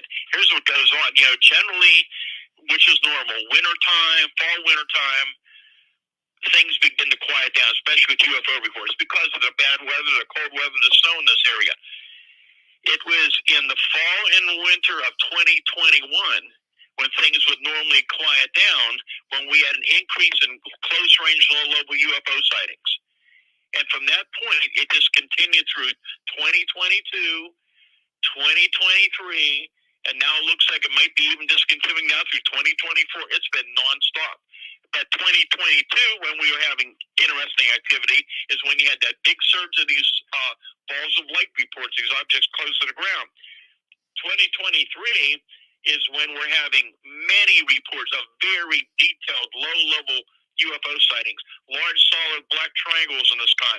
But numerous reports for the last few years in 2023 in daylight from many areas of large, solid-looking, kind of cigar-shaped cylindrical objects, completely wingless, just hovering in the sky in beautiful afternoons, and just suddenly, instantaneously vanishing from people's view. In some other cases, the objects are moving so slow across the sky that different people said to me, I don't know how a conventional aircraft could have stayed in the sky without falling as slow as it was moving. But we got some pretty good pictures of them too. Some of them you'll find on my website. But there were so many good reports. And then it wasn't just the close-range UFO reports. It was the detailed, really strange, the Bigfoot reports, the other cryptid reports coming in.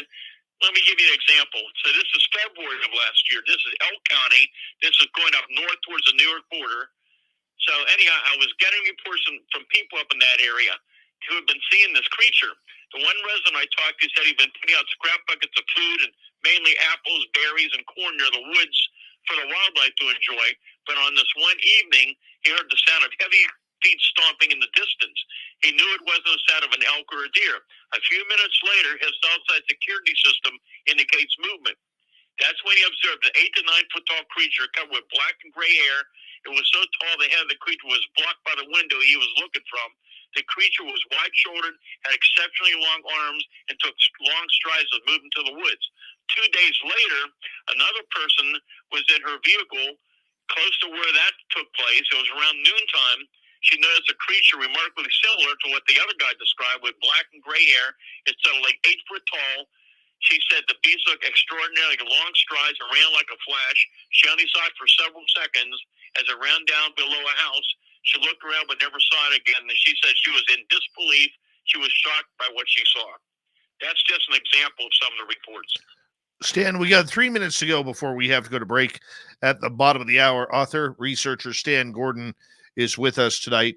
I want to ask you, after all your years of tracking down Bigfoot and stories behind it, have you been able to notice any patterns of this creature? Like when it comes out, when it decides to communicate, when it eats, whatever it may be? Well, there was a lot of patterns that we found back years and years ago. But now, the more we know about it, a lot of those patterns don't make any sense. You know, we're thinking when we first started, we're dealing with an unknown primate, something that's never been found by science and that type of thing. But that's what we're finding now is we're dealing with something that's much, much stranger.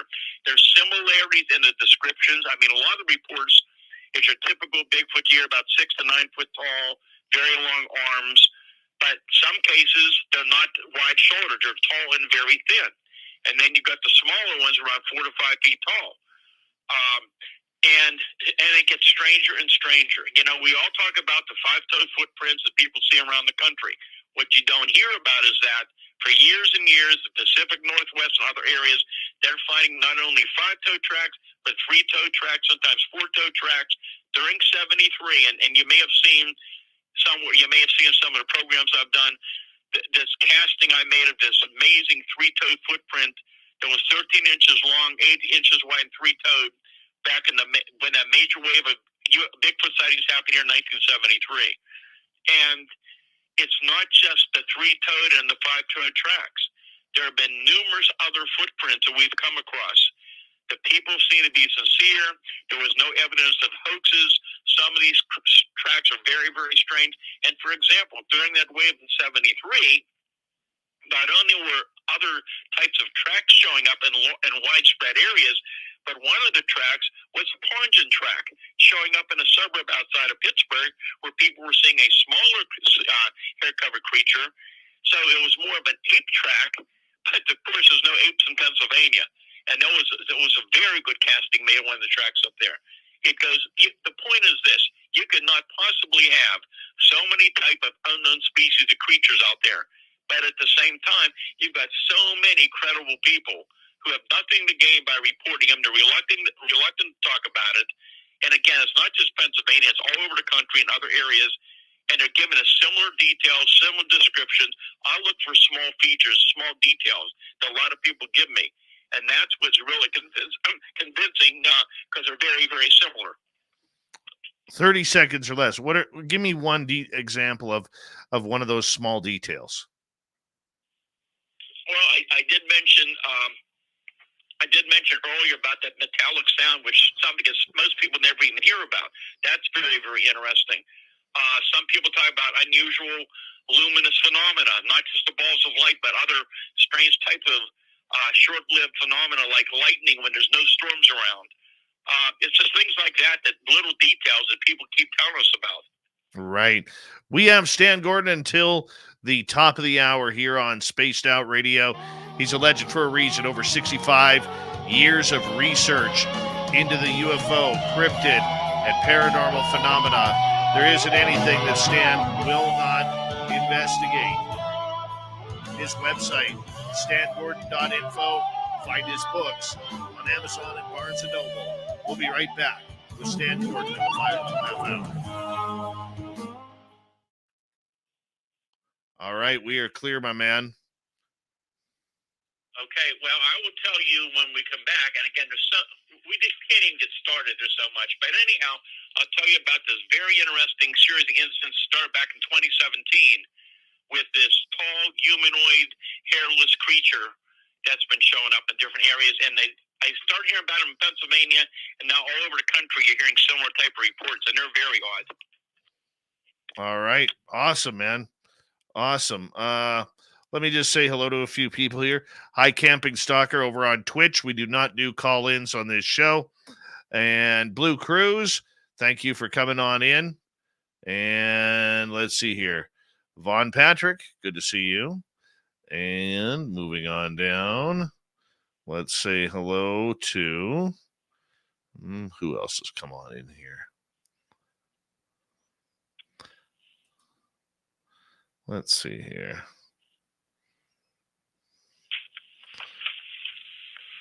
Scrolling on down. Major Lee, thanks for joining us. So we continue on.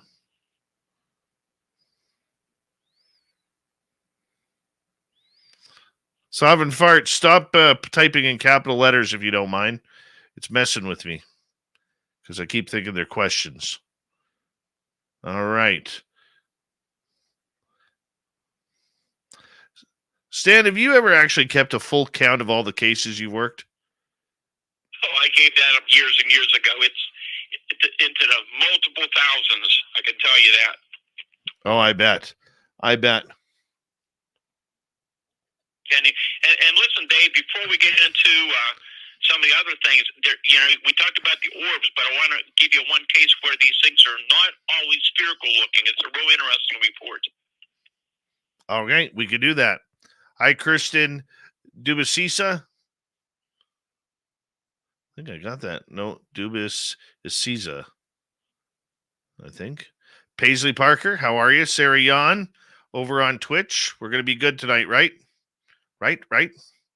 Yeah, cool. All right. Sorry about that. Stan, out of all the time you've spent in the forest, how come you think you haven't had an encounter yet? And again, something I can't explain. Like I said, I think I've been near a Bigfoot. I can tell you back in 1973, there was a lot of this activity up in the Derry, PA side of the Chestnut Ridge, which continues to be active year after year for weird things in that area for whatever reason. And it was dark that night. It was on a farm where people said this thing kept coming back, and they were having other things from weird light phenomena and things going on also. And we were trying to stake it out best we could, but there was so much going on, we couldn't just do it all the time. But anyhow, they had called me. The thing had just come back to the farm, so we hurried back out there. It took us about half an hour to get there. When we got there, there's footprints in the barnyard. The dogs wouldn't move or make a sound. They had a big cornfield. There was something bipedal already moving very fast away from us, making a very loud sound like somebody with asthma, like heavy breathing. I chased it through the cornfield. I recorded the sounds. Whatever it was, we never caught up to it. No kidding. A lot of stories. Let me tell you, I read that off my Silent Invasion book, and that book is just, people from all over the world call me about that book. It goes into great detail about the strange cases of 73 with Bigfoot and UFOs and the paranormal stuff. And then the newest book is called Creepy Cryptids and Strange UFO Encounters of Pennsylvania. Very detailed reports of all these things we're talking about, things we didn't have time. And there's creature incidents in there that things people have never heard of before. Right on. I love stories like that. Stories. And I will tell you, some of them are very creepy. I bet they were very creepy.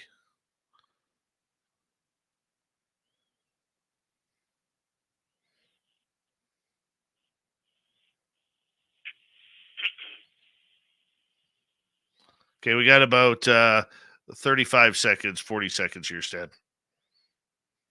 And, you talk about those balls of light and the physiological effects. Well, this may not have been a ball of light, but this is a really amazing incident. These are the kinds of things you don't hear about. Happened February last year. And I'll tell you about that one, too, if you'd like me to. Sure. We also have some audience questions coming up here. Okay. All right, big thank you tonight to Dutch Hank, Greg in Thailand, Jacqueline, and Louie ×2. Very much appreciate the love, Louie, and Kira as well. And it's a great way to support what we do on this show on a nightly basis. So thank you very, very much, ladies and gentlemen. And here we go.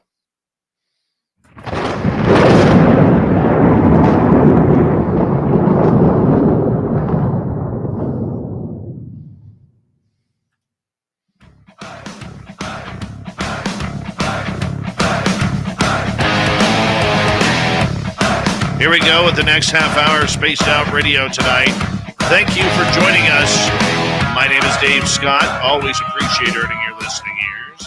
Want to remind you that if you missed portions of this show or others, you can check out our free archives by going to youtube.com/Spaced Out Radio. Do me the favor, hit that subscribe button. Our website, spacedoutradio.com. We have a plethora of features for you.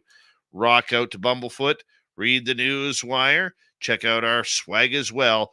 Follow us on Twitter at Spaced Out Radio, Instagram at Spaced Out Radio Show, and on Patreon in the SOR Space Travelers Club. Here we go, final half hour with Stan Gordon. His website, stangordon.info.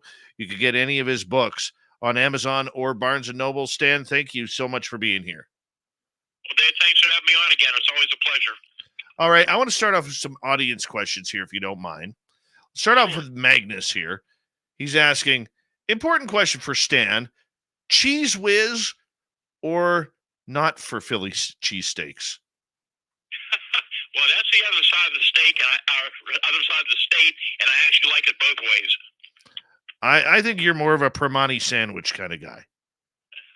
Yeah, we are. A lot of those here in Pittsburgh. We have them all over the place, and we have one of the restaurants about 2 miles from my house. Yes. Somewhere just outside of, oh, goodness, where was it? Is it New Brighton? Is that what it's called, New Brighton? That's up in Beaver County, correct? Yes.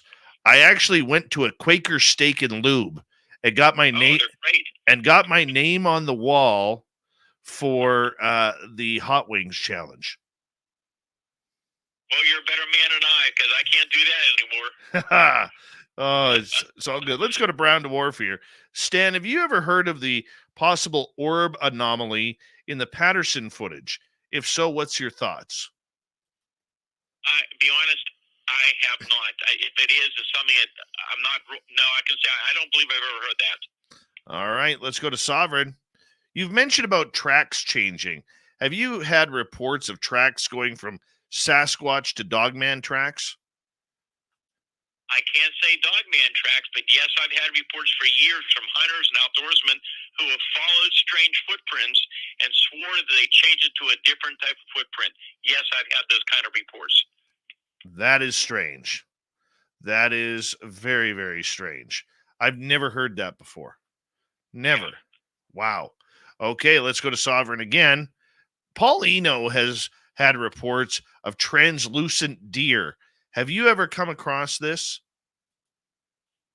I can't say translucent deer, but I can tell you I've heard this more and more even the last several months from different people, and I've had at least one report I can think of something that looked something like a deer but didn't act like a deer, was walking upright, the eyes were more human-like. There was some different odd features. I've heard this from different researchers, so it's another one of these incidents that are very, very strange, but we're hearing more about those type of reports. What do you think of these not deer? To be honest, there's not that many cases I've heard of. We're starting to hear more about it. But once again, there is so many oddities to a lot of these other cases we're getting. There is so many kind of bizarre creature reports out there that people aren't even aware of. I mean, I'll give you another example, just a few. So back in 2017, This would have been in, I believe it was in around August of 2017. I get a call from a police officer who said, I just had the strangest experience of my life. I can't believe I saw what I saw. It was here in Pennsylvania. He was patrolling a rural area that he often patrolled, and he sees this ball of light on the ground. So don't get this confused with the lights we're just talking about. Anyhow, he said, I'm looking at this, and I'm thinking, I've never seen any artificial lighting like that anywhere around here before. So he stops his car, and all of a sudden, this ball of light rises up from the ground, and he realizes actually the head of a very strange, hairless humanoid creature about 6 feet or taller. It was tall and almost skeletal thin. And he said the light was actually illuminating the upper part of the body. He said this thing appeared to be lying on its belly on the ground with its head facing towards the road. It then stood up, and then it turned and it ran into a darker area. He only saw it for moments, but he said he watched this thing move to the right. The head was illuminating the shoulder area, and when it turned to the left, he said it moved with the most incredible speed he'd ever seen. But what he said was so interesting to me because it is so similar to what other people said to me about other cryptid encounters. He said that it moved. He said it was there and it was just gone. He said it ran faster than anything I've ever seen. It was there and then it was gone. And that's something we keep hearing more and more. But he said this thing was at least 6 foot or taller. The head was about 8 to 10 inches in diameter, shaped like a ball, maybe a little more football or egg shaped. Said the light emitted to be a dull white. The light illuminated the shoulders, the top of the chest, and section of the arms. He said he could not see the hands. The chest looked to be about 18 inches across. The waist appeared to be small, but the arms were unusually long. The long limbs looked skeletal with no muscle mass. The skin tone appeared to be kind of a dull grayish blue. He couldn't see any facial features. He said this happened about 10 seconds, and he was just stumped. So interestingly, over the next couple of weeks, I believe it was, I started to get other similar reports from other widespread areas, and people had no way of knowing this. But then one was even stranger, was in the fall of 2018, and it was, I'm guessing maybe 40 miles away from where this incident happened. And this fella who it happened to lives in the woods. I was at his house. He's an outdoorsman. He works in the woods. He lives in the woods. He knows animal sounds. He was working up behind his home, and he started hearing the sound of these foot tracks. And he knew it wasn't deer, and it wasn't a human sound. It kind of disturbed him a little. So he decided to get down to his house. He goes down to his house. He's sitting down at the dining room table. That's about 5 feet from the back door. The back door is just a big glass door with no drapes on it, so you just see right through it. Nothing obstructing anything. Anyhow, he's looking at the door, and all of a sudden, he sees this creature crouched down at the door. Said, unlike anything I've ever seen in my life, it was a humanoid-shaped creature. It's down on all fours on his hands and knees, staring directly at him. It looked like a skeleton covered with all gray skin. He said the creature had kind of gray, bony legs. The legs looked similar to the back legs of a greyhound dog. The arms were long, bony, and hairless. The head was round, the neck was small. The head appeared to be right on his shoulder. The mouth was closed. The eyes were glowing a dull yellow color. He estimated this thing when it stood about 6 or 7 foot tall. He could see its spine protruding as it moved. And he said he turned around actually to get a weapon. When he turned around, the thing was down on all fours. It was scrambling along the side of the house, and that's the last he saw it. And he told me it took him weeks and weeks before he went back out in the woods again. I can see where somebody wouldn't go back into the woods after that. I mean, that's traumatic. That's very traumatic, and I could totally see that. I want, in getting to another audience question, but before we do, Stan, the trauma that people face when they go through these encounters, do a lot of people, in your opinion, go through almost like a PTSD phase? Oh, yeah. I mean, I'm in touch with people today from probably 30, 40 years ago who still can't deal with what they saw. I mean, I can tell you in the last 2 months, I had one woman call me crying almost hysterical about a weird thing she happened with a cryptid. Again, very recently, I had a man call me, I don't know, a month ago, who had an encounter with a giant thunderbird type creature, him and his son, outside of Pittsburgh. Didn't tell anybody. I think a couple close relatives. I mean, I could tell just by he was talking to me how disturbed he was about this huge flying creature that literally just fell from the nearby trees and was like 20, 25 feet over top of him and his son. I mean, these are the kind of things I deal with quite often. And yes, it's traumatic for a lot of these people. Whether it's a Bigfoot or UFO or Cryptid or some other strange occurrence, a lot of people have a difficulty dealing with it, and are just glad to find out they're not the only ones that have seen these things. All right, let's go to another question from our audience here. Let's go over to, let me see here. Let's go to Magnus, who is asking, Stan, do you know anything about White Lady of Wapsie Mountain? I've seen, like I've heard, but I do not. Now, I have to explain. I'm very interested in ghost and apparition stories. That's not the thing I mainly deal with. I have a lot of friends that are deeply involved in that, so they investigate a lot of those. Yes, over the years, sometimes when I get involved in some of these cases, some of these people who are having these things happen, especially in these areas where a lot of phenomena is going on, they bring it up, talking about sometimes poltergeist activity or apparitions or whatever. So I hear about these reports. But generally, those kind of cases go up to some of the other researchers I'm familiar with. So I can really say I'm not that familiar with it, no. Okay, let's move on to another one here. Sovereign is asking, I've heard of strange green plasma lights coursing through trees in Pennsylvania. Have you come across these reports? Well, I'm not sure what detail we're saying. I mean, again, it's similar to a lot of the strange light phenomena we're hearing about from different people. The balls of light are commonly in trees, low in trees, sometimes move out of the trees. We've also heard from different researchers, some of these Bigfoot areas over the years, that they're seeing what looks like swarms of multitudes of oversized fireflies, but aren't fireflies. And when they move in areas close by, they illuminate the whole area as they're moving across. So we're hearing about all these strange luminous phenomena that's being reported. So maybe that's what he's discussing. Okay, let's continue on.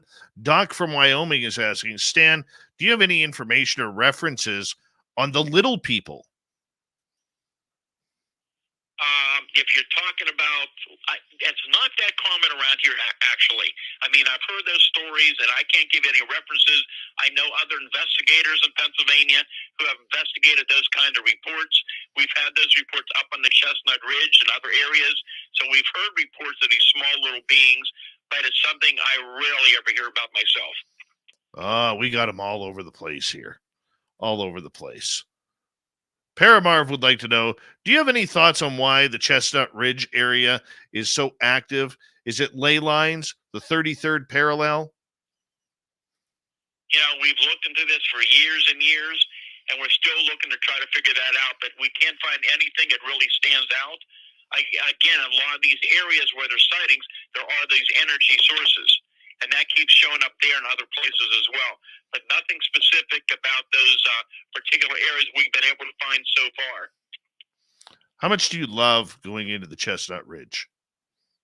Well, it was a lot more fun for me years and years ago when I was a little younger. My knees were better, and it was a lot of fun. We spent many nights up there with my teams. We had brought equipment out. You got to remember, back in the 70s, a lot of this equipment you have today wasn't available. So we actually built, like some night vision equipment, things like that. You couldn't buy a lot of equipment. So we were out there. We were doing a lot of investigation. But back then, there would be footprints sometimes, other physical materials that we would find. So it was always very, very fascinating. And, you know, one other thing I want to bring up, because I don't think we talk about, and it's not very often discussed with Bigfoot, that it's happening more and more around the country over the years. And it's not very common here, but I was involved in an incident that I can confirm. And these are cases where people claim they've had mental telepathic communication with a Bigfoot.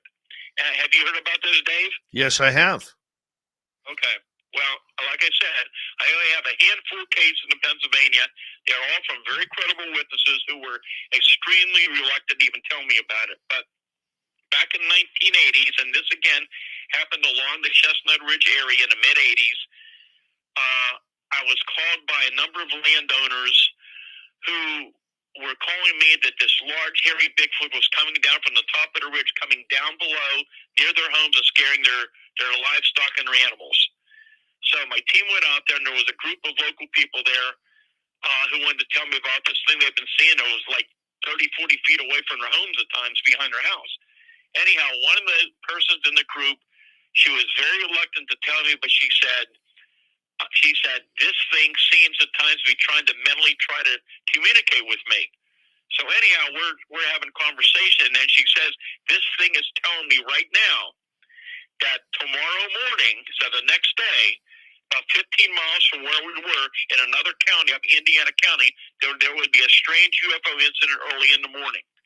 And lo and behold, in the exact town that she's mentioned, there was this very strange, loud, strange, anomalous sound, like something was right over top of the town. People were calling in the authorities. They sent the fire department out to investigate it, never figured out what it was, and it was in the newspaper the next day. Oh, that's just creepy. Just creepy. Stan, have you ever had a report in 65 years that scared you? I'm sure I've had a lot of cases I've involved in that had some things that were quite frightening, and we didn't have time to get into it. But if you read what happened during the night on that incident in October 25th, 73, it's all my Silent Invasion book, the whole story, with what happened up in the field that night after my team got on the scene there, where the state trooper called me, what happened with the witness. It's one of the weirdest cases ever documented, and we're getting more and more somewhat similar reports of physiological effects, sometimes of witnesses close by. It's very, very strange, but it's an amazing story. And then I did tell you about the mystery men that showed up, we found about years later, we never talked about.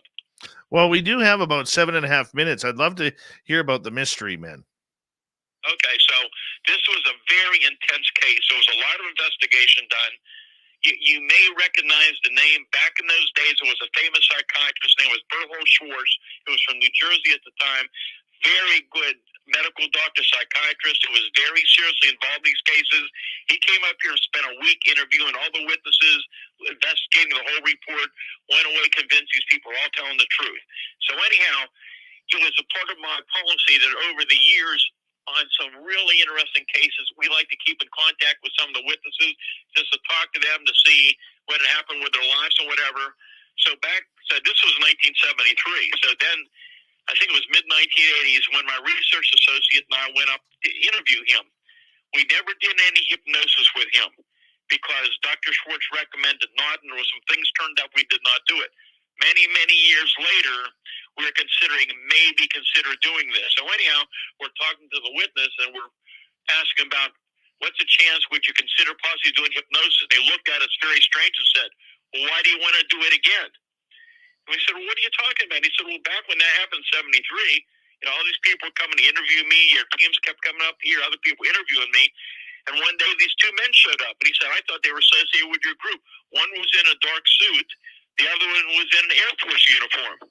The man in the Air Force uniform was carrying a briefcase. They wanted me to tell me everything that happened that night, describe what the creature looked like, the UFO, and then the Air Force officer opened the briefcase and took out photographs of both Bigfoot and UFOs, and they wanted him to point out what looked similar to what he saw. And then they apparently did hypnotize him.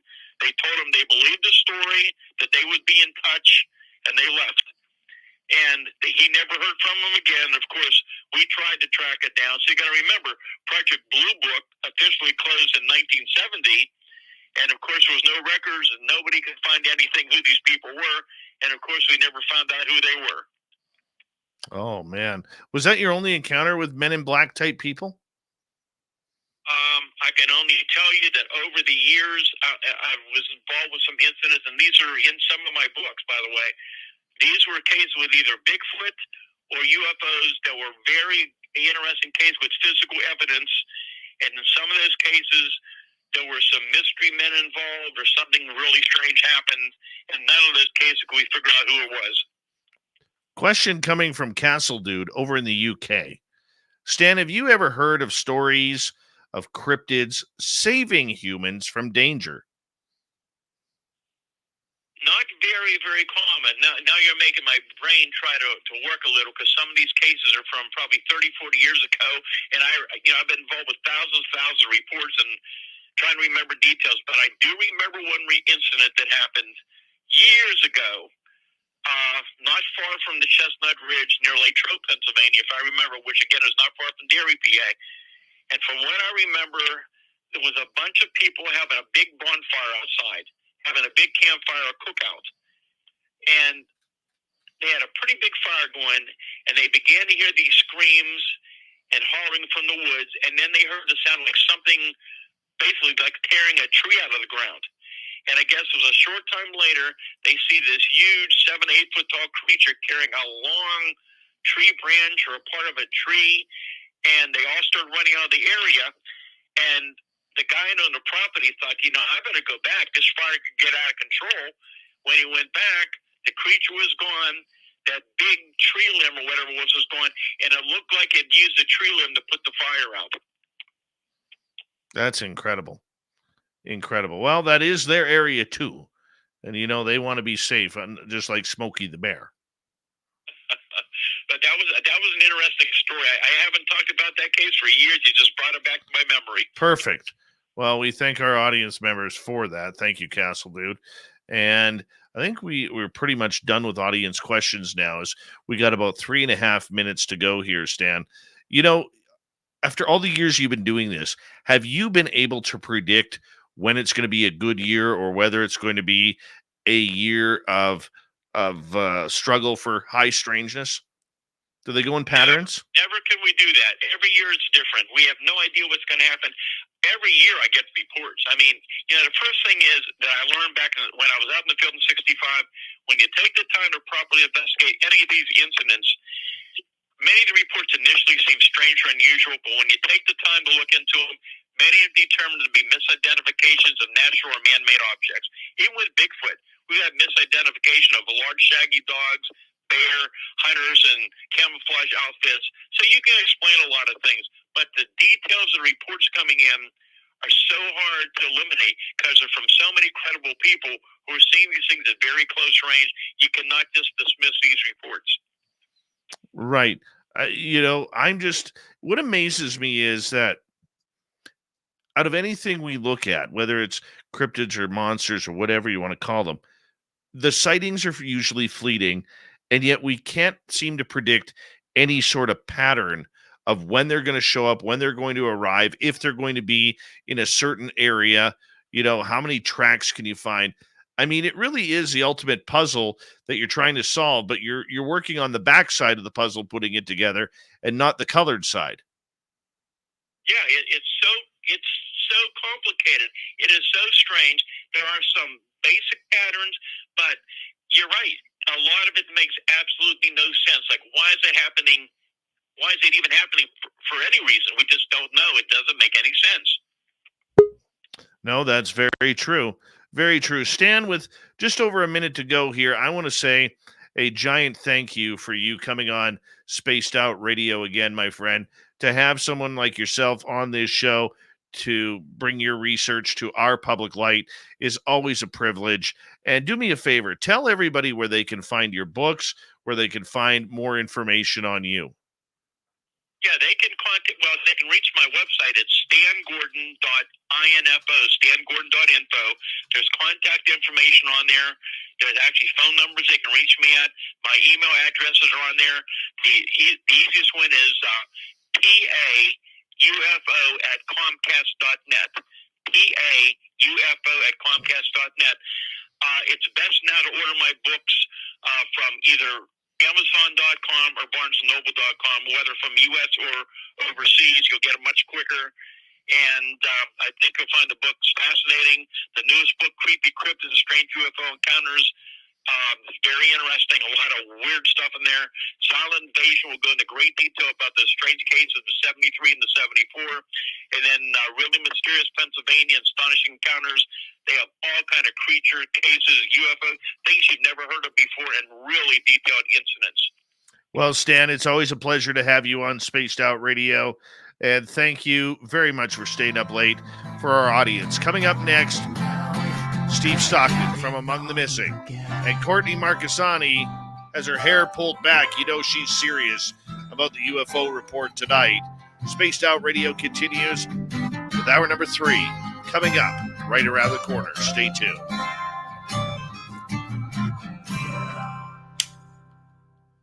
Thank you, Stan. Very much appreciate it, my friend. Very good. Do you have 1 second, or are you going right back on? No, I got a second here. You know, I forgot to mention, and if you want to, it's fine. There is a very new historical UFO conference going to be held this year in Ohio. It'll be announced officially in a few weeks. Okay, but it's I was going to try to find this here. It is going to be called the Hangar 18. Hold on a second. It's going to be called the Hangar 18 UFO Conference. It's held from September 20th to 22nd at the historic Hope Hotel on Wright-Patterson Air Force Base. Nice. And I've been honored to be one of the speakers to speak at it this year, but they'll have their website up, I believe, around mid-March, around the 16th. It'll be under Hangar 18 UFO Conference. Wonderful. Thank you, Stan. Appreciate your time. Thank you. Bye-bye. I'll be right back, people.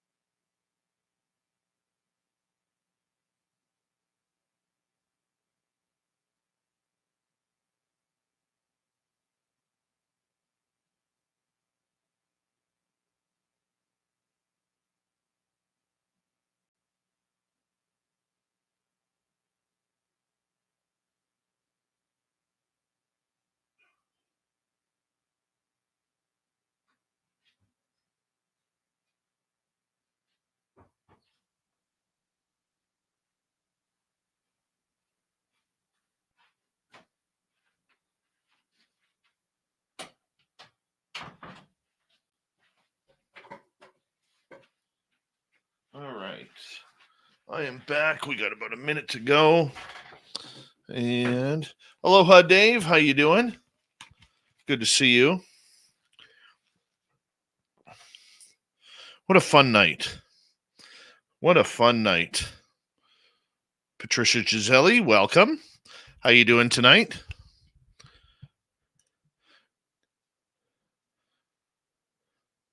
Anybody else join us late?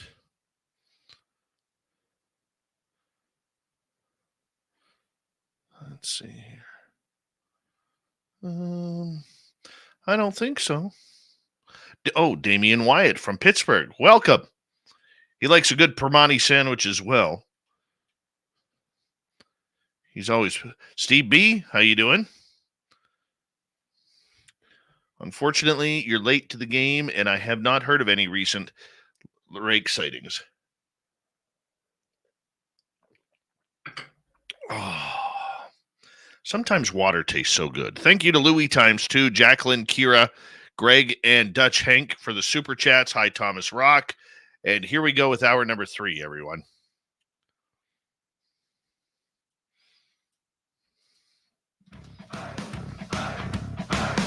Would you like to connect with us?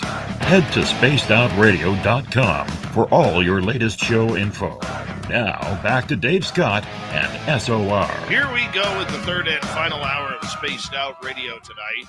My name is Dave Scott. Always appreciate earning your listening ears wherever you are on this beautiful planet we call Earth. Hello to everyone listening in on our terrestrial affiliates around North America, digitally on Odyssey Radio, TalkStream Live, and KPNL.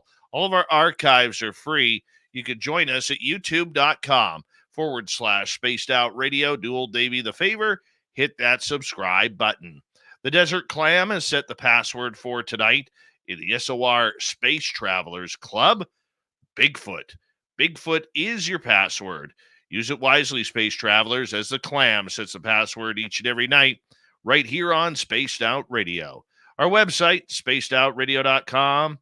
We have a plethora of features for you.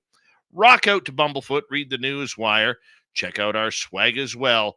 Follow us on Twitter at Spaced Out Radio, Instagram at Spaced Out Radio Show, and you can join us on Patreon in the Space Travelers Club.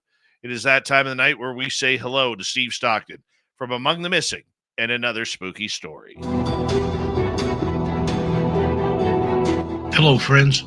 Welcome to Among the Missing YouTube channel on Spaced Out Radio.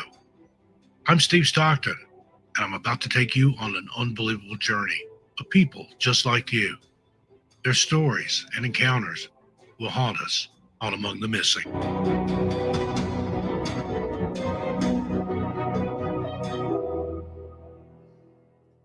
Bears have a long and fascinating evolutionary history dating back millions of years. The modern bear family comprises 8 species, each with unique adaptations to their specific environments. Over time, these creatures have developed diverse characteristics to survive and thrive in different ecosystems. In ancient civilizations, bears were often revered as symbols of strength, courage, and wisdom. Many Native American tribes considered bears sacred and incorporated them into their folklore and spiritual practices. Similarly, in European cultures, bears were prominent figures in myths and legends, often representing both the power of nature and the unknown wilderness. Bears are essential for the health and balance of their ecosystems, hence they are considered keystone species. They play a vital role in dispersing seeds, which increases plant diversity and regulates prey populations. Due to their omnivorous diet, bears impact both plant and animal communities, shaping the landscape in ways that contribute to overall biodiversity. Now, national parks provide a haven for wildlife, but the presence of both bears and humans in these protected areas has created challenges. With more humans venturing into national parks, there's an increased likelihood of human-bear confrontations, raising concerns about the safety of both species. Bears are territorial animals and may become hostile if they feel threatened or sense a potential food source. The National Park Service recommends several practices to ensure safety in bear country. One of the most important of these is to never hike alone. Instead, it is recommended that you hike in groups of 3 or more and talk while hiking. It is also vital to carry bear spray and never leave your pack unattended. Bears that come across human food in packs can become habituated to it and become problematic in the future. Stay on maintained trails. Research conducted in Yellowstone National Park found that people are more likely to have bear encounters when they venture off trail. Store all food and items with a food-like smell away from your tent. According to the U.S. Department of Agriculture, cooking and keeping food at least 100 yards away from your tent is recommended. If you encounter a bear unexpectedly and surprise it, remain calm and back away slowly while avoiding direct eye contact. Running from a surprise bear may trigger a predatory reaction, so it's best to avoid running altogether. Similarly, climbing a tree is not recommended, as bears are excellent climbers. Speak slowly and calmly to the bear, while slowly waving your arms to show that you are human and not prey. If you have small children or pets with you, pick them up immediately. Keep an eye on the bear as you leave the area. Bluff charges are a tactic used by bears to scare or intimidate. To bluff charge, a bear will raise its head and ears forward and puff up to appear more prominent. Then, it will bound towards you on its front paws in giant leaps, but usually stop short or veer off to one side. It's common for bears to retreat after a bluff charge, or they may make loud vocalizations. It's important to remember that aggressive bear charges can be very dangerous. If you see a bear yawning, clacking its teeth, pounding its front paws on the ground and huffing, these are clear warning signs. These behaviors indicate that the bear is stressed and may be preparing to attack. It will have its head down, ears pointed back, and it may charge at you with full force. Be ready to defend yourself and take precautions to protect yourself from harm. If a black bear charges at you, it's crucial to fight back. Do not play dead. Directly punch and kick at the bear's face and use any weapons you can find, such as rocks, branches, or bear spray, to defend yourself. If a grizzly or brown bear charges you and attacks, the best action is to play dead. Do not attempt to fight back. Instead, cover your head and neck with your arms and hands. Lie flat on your stomach and spread your legs apart. Keep your pack on, as it can help protect you during the attack. Wait for several minutes until you're sure that the bear is gone. It is important to note that fighting back during an attack from a grizzly or a brown bear will usually worsen the attack. But if it persists, fight back with everything you have. Thank you to Steve Stockton from Among the Missing for another creepy story. And if you like stories just like that, do us a favor. Head on over to youtube.com/Among the Missing and hit subscribe and ring that bell today. From the missing to the mysterious, we head up to the skies above. As Courtney Marcassani is here for the UFO Report. Nobody's going to know. They're going to know.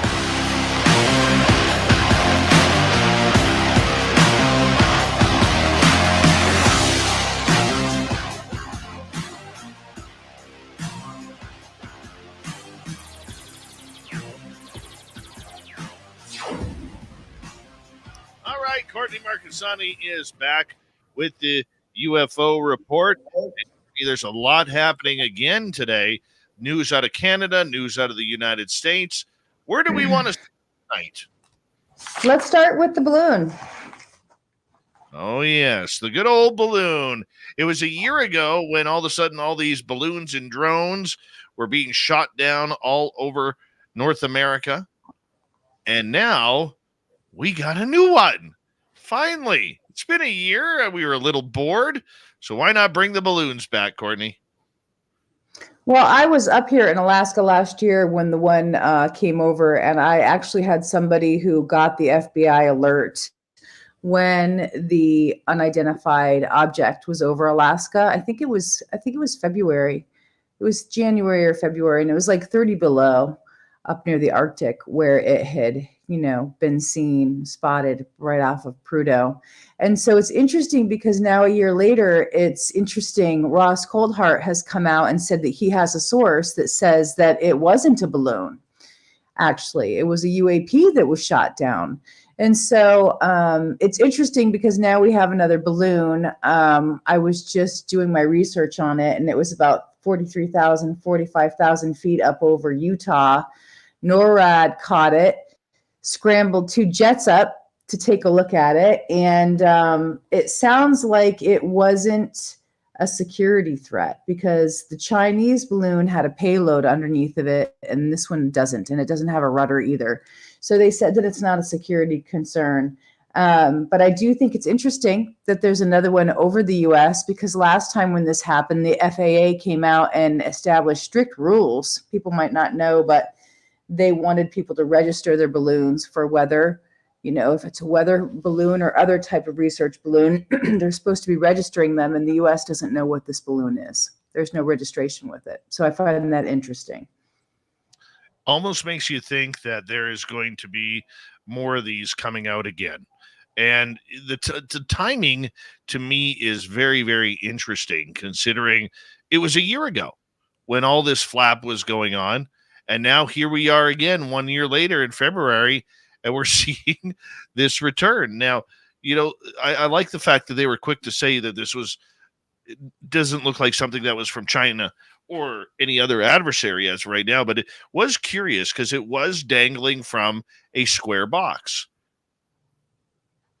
Yeah, and they said that it wasn't a threat, like it wasn't a threat, but it is potentially a harm to civilian aviation. And so they're going to monitor it. They've said that they're going to continue to monitor it and keep their options on the table of what it might be, but they're reaching out to people to report if it's theirs.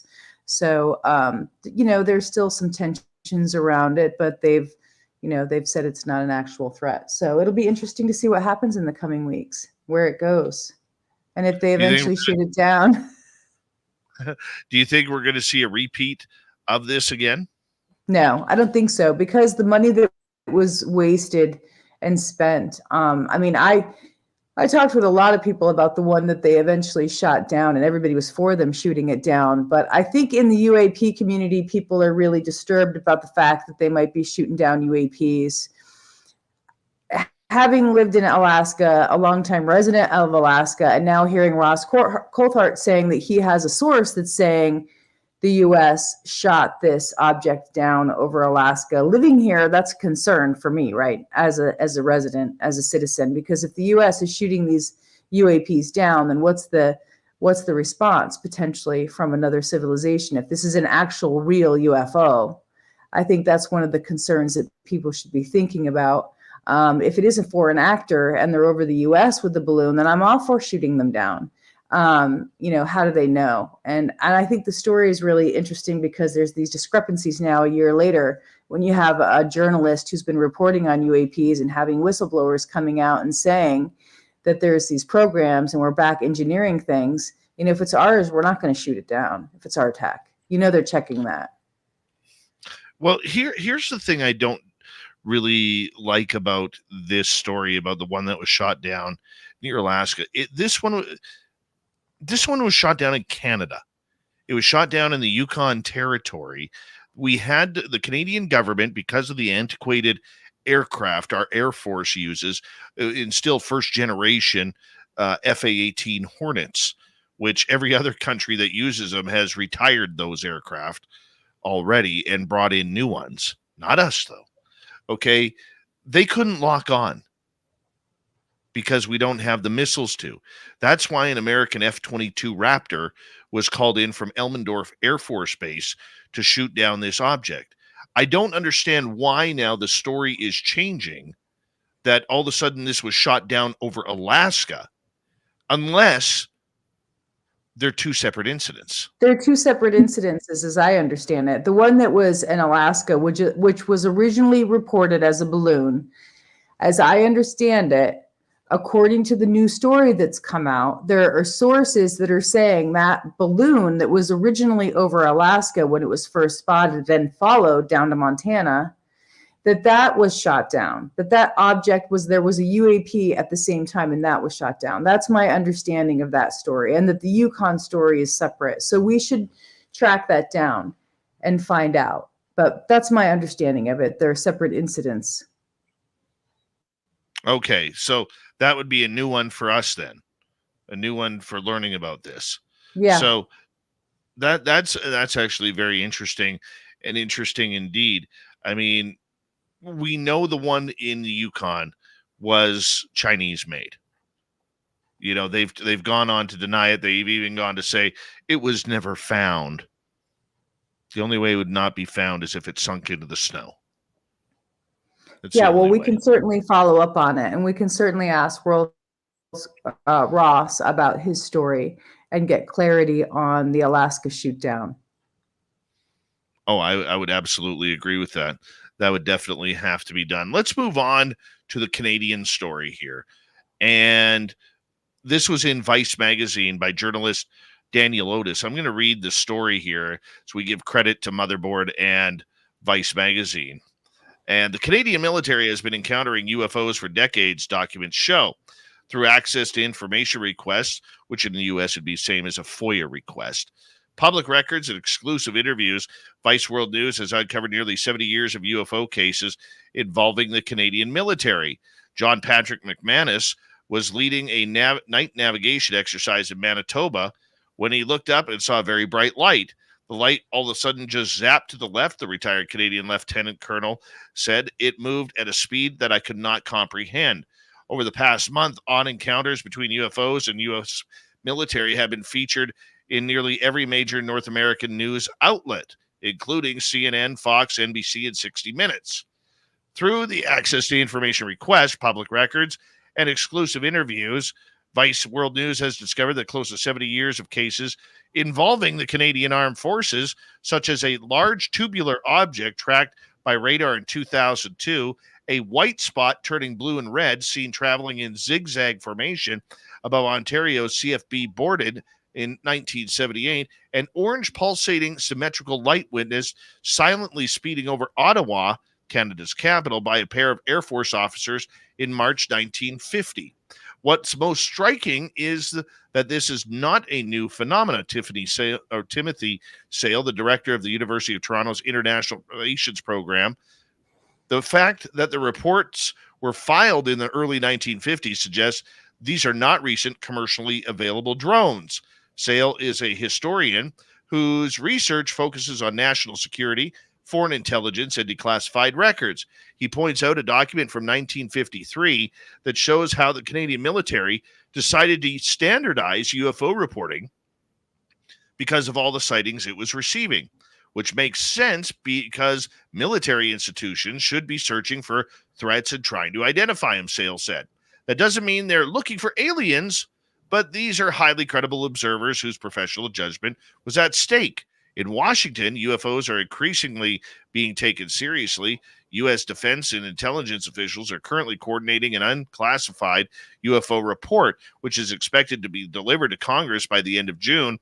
And the Pentagon's effort to investigate UFOs, which were revealed in a bombshell 2017 New York Times article, are now being operated under a program called the Unidentified Aerial Phenomena Task Force. Last month, former President Barack Obama even weighed in on the subject. All right. Excuse me. So there's a lot of things moving on here. A lot of things moving. There's a lot going on. Here we are. More of the same. Canada's getting involved.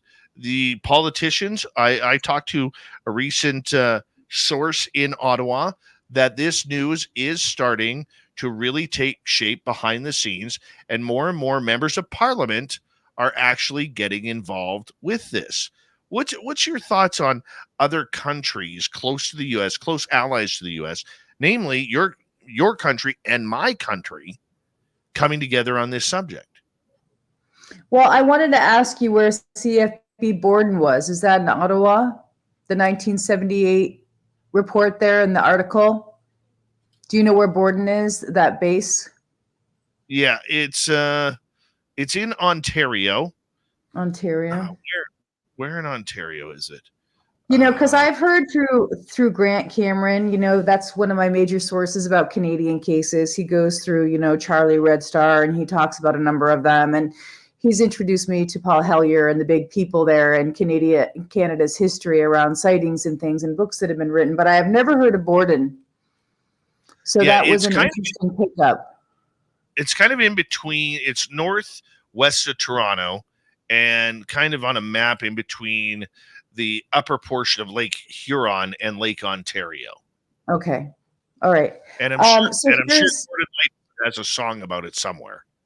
well, here's the answer to your question, because I was at the Soul Symposium, as you know, in November, and Larry McGuire was there talking pretty much, in a,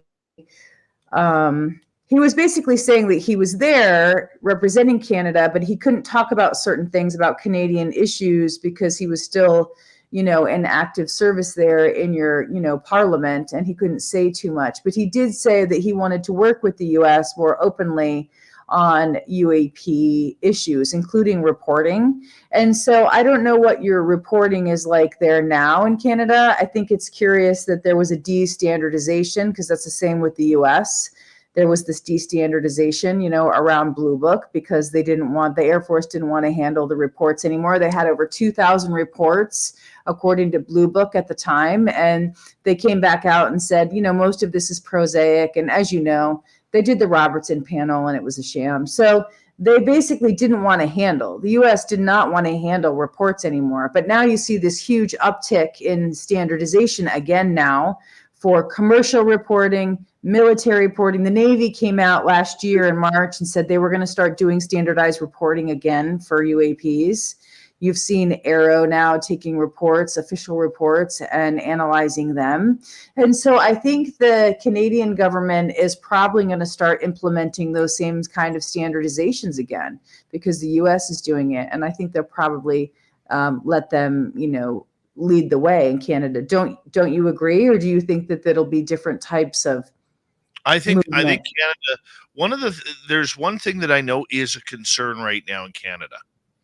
Okay. And this may put a lot of people off, but in talking with insiders, they are very concerned that the Canadian study to ufology is becoming too Americanized.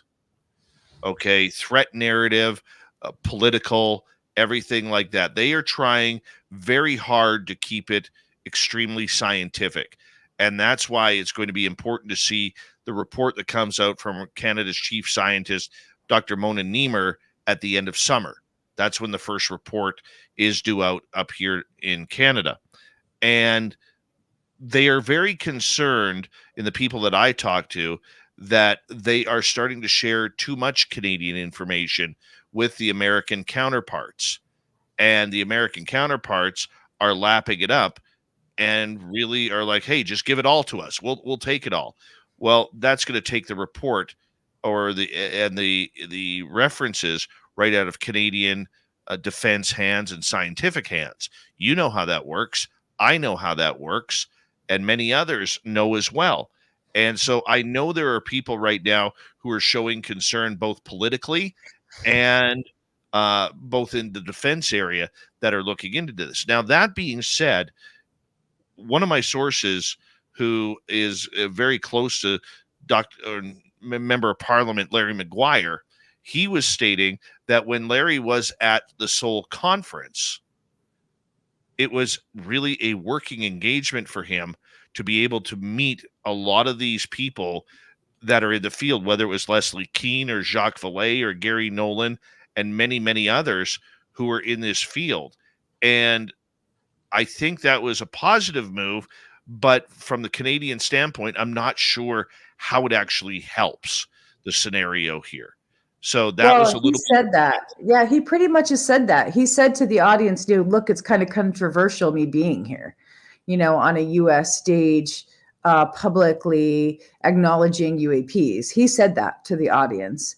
But he did say that he wanted to go back to Canada and try to establish diplomacy with the US around DC. And there was an interparliamentary group that comes to DC on matters of trade and defense and, foreign relation issues. And he said that he was going to take the UAP issue into this interparliamentary group with DC and see if they could start getting inroads. But like you said, Canadians might not see that as positive.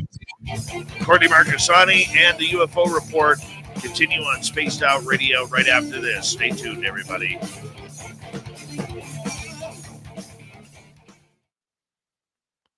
Malcolm Hathorne, welcome to SOR Chat. And J Cat, welcome back.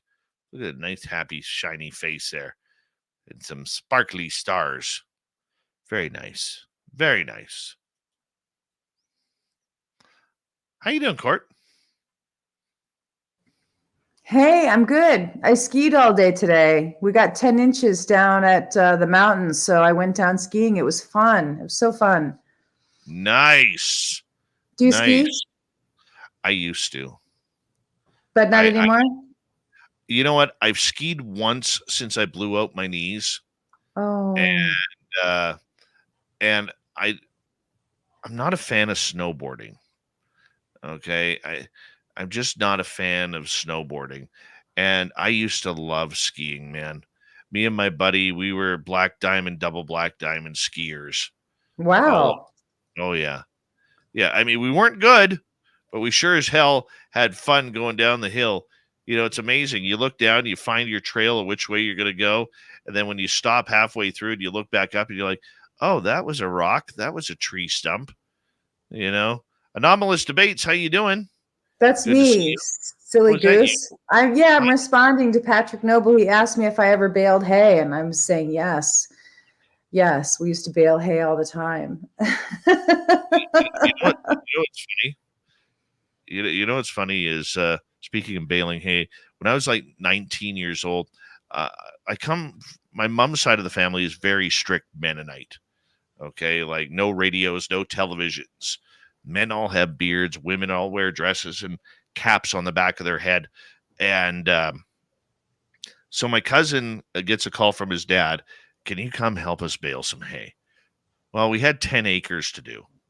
And in our area, you start baling hay at about 9 o'clock at night, 8 o'clock, 9 o'clock at night when it starts to cool down.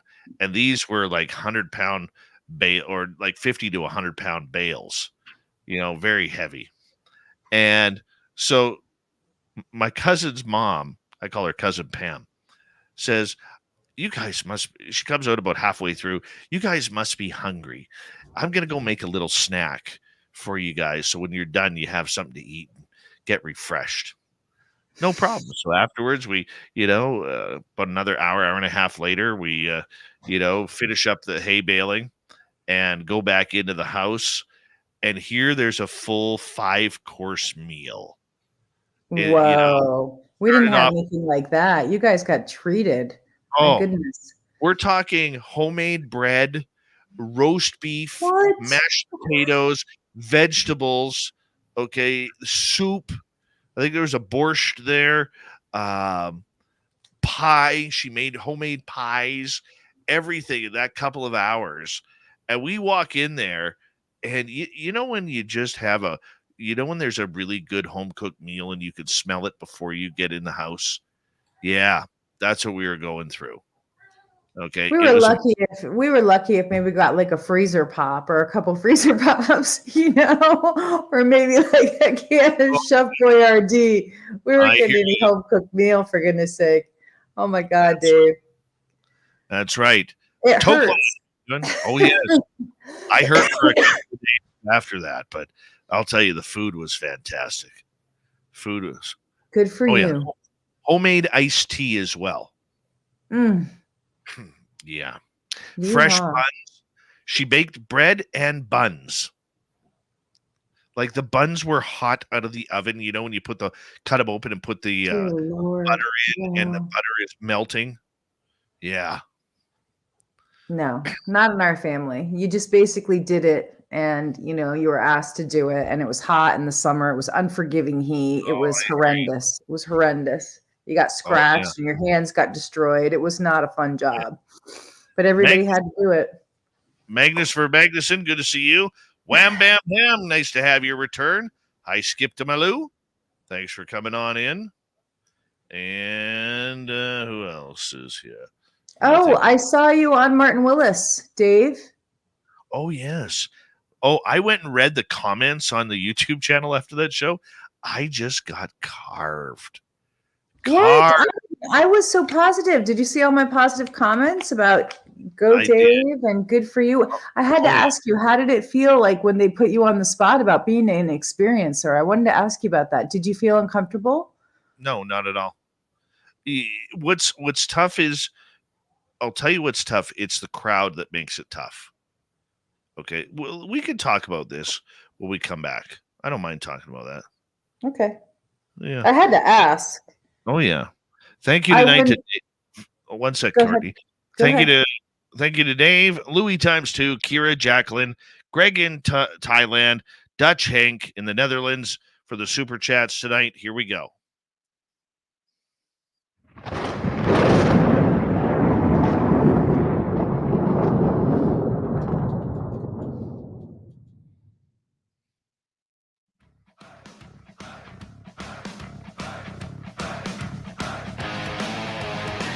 Here we go with the final half hour Spaced Out Radio tonight. Good to have you with us. My name is Dave Scott. Always very interesting to be with you, especially on the UFO Report. Reminder to all of you that if you missed portions of this show or others, you can check out our free archives at youtube.com/Spaced Out Radio. Do me the favor, hit that subscribe button. Our website, spacedoutradio.com. We have a plethora of features for you. Rock out to Bumblefoot, read the news wire, check out our swag as well. Follow us on Twitter at Spaced Out Radio, Instagram at Spaced Out Radio Show, and on Patreon in the Space Travelers Club. Courtney Marcassani is here with the UFO Report, because we don't do UAPs around here. But that's okay. They're the same thing, almost. Courtney, yesterday I was on a radio show called UAP Crossfire, hosted by a great dude, a great host, Martin Willis. There was a few others there. So you tuned in. I was giving my opinion on UFOs and experiences and the knowledge that we had. And you know what happened? I'll be honest with you. I got roasted in the comments on the YouTube channel after the show. Roasted. I gotta read some of these to you. What did people say? I didn't stick around till after. I just saw you do your testimony about being an experiencer, and I saw they asked you to do your commentary about Jeremy Corbell and about the, videos and Sean Kilpatrick. I saw that part. Yeah. Well, let me read you some of the comments that came afterwards. Let's see. At Goth White Ink. That Dave Scott dude has to stop this nonsense. He is hurting and misleading people who are confused. At Alien 1933, what? Angel of Death? WTF is happening here? This is complete nonsense. I'm open-minded, but this is just stupid. Okay, Richard Compton. Dave Scott's introduction was excellent. Experiences are a part of our collective memory. It's what we call our life. Okay, that one wasn't bad. Ryan says, oh, Lord, have mercy. Trojan Kev, a bridge too far, bro. Victor William, I think the reason why experiencers are asked to step aside is because there is no way yet to scientifically prove the validity of these fantastical stories. Let's get the government stuff out and work back to these experiencers.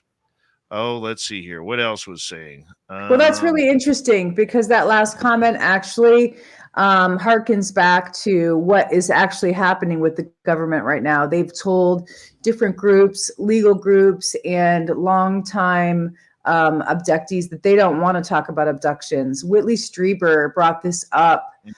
We were at the Soul Symposium together. I was also with him at the Archives of the Impossible when he spoke. And it's interesting because Gary Nolan told Whitley Strieber before the Soul Symposium he was not going to be allowed to speak.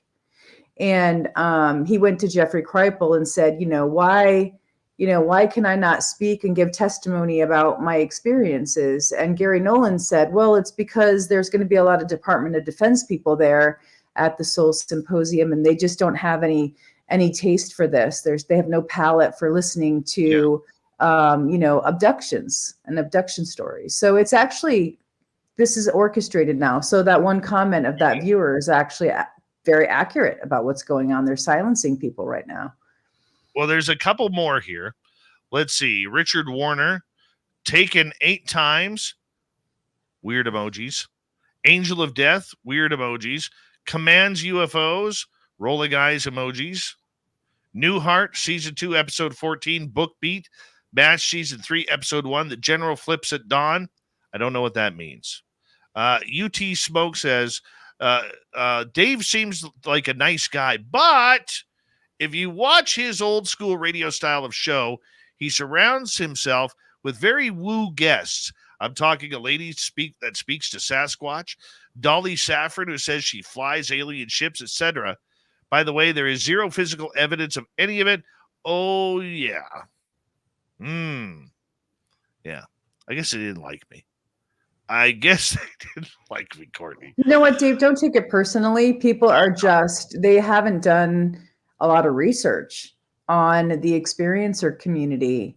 And so they mainly look at nuts and bolts type things. That's why I asked how you felt about your part of the interview on the podcast, because it seemed to me that it was mostly like a nuts and bolts style group. And so I just wondered if you felt like it was a little bit out of place. Yeah, James DePerno, who's the head of MUFON New York, he's the state director. He actually called me up today, and he was like, yo, what's going on? That was a great show last night. I wanted to hear your story so bad. You know, Martin Willis is just a class act, too. Same as Mark D'Antonio of MUFON. And Don Ecker, I mean, this guy should be announcing baseball names. He's got that beautiful baseball stadium voice. You know, coming to the plate, number 2, Derek. So it was good. You like the group that you were on with. There was no contention. There was no. No, none at all. Good. No, they were all great.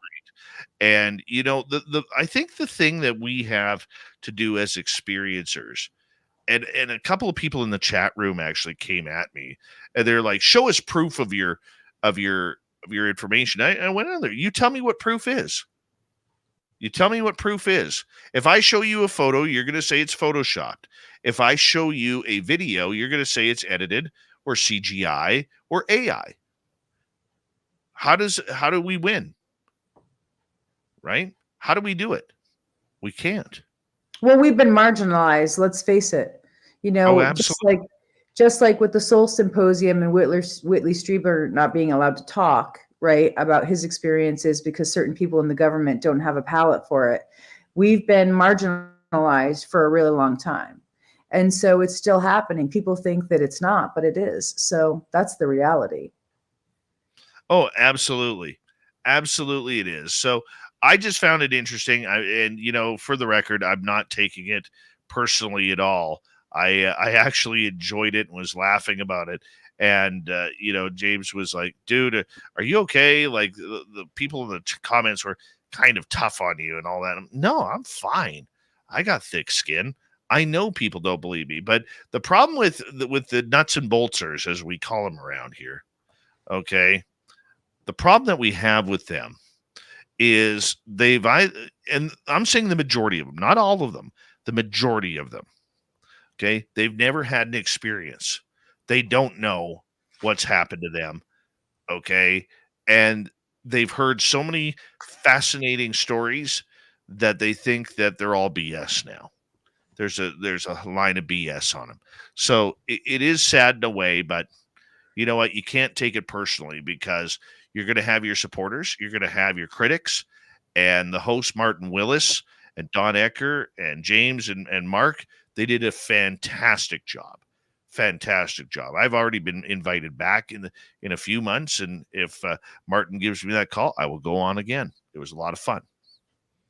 Well, good. I'm glad it was a good experience for you because, you know, I have been hearing these various podcasts and other news things coming out about, you know, the silencing of the experiencers. And it's, you know, it is more of the same. But when you look at what the guerrilla skeptics are doing, really, with established reporters, journalists, researchers, and just editing out all their work, you know, it's obvious that they're making a coordinated attack, you know, against the field of research that's legitimate research in this subject. So it's clear that there is an effort against, you know, experiencers. And it has nothing to do with being rationalists or materialists. It has to do 100% with propaganda and cutting out, you know, real research in the field, which I think is pretty wild to see that. to see the other end of it, the other end of the propaganda. Oh, I agree. And you have to wonder now, and I'm not saying that that show was part of it, because I don't believe they were at all. Okay, like 100% belief.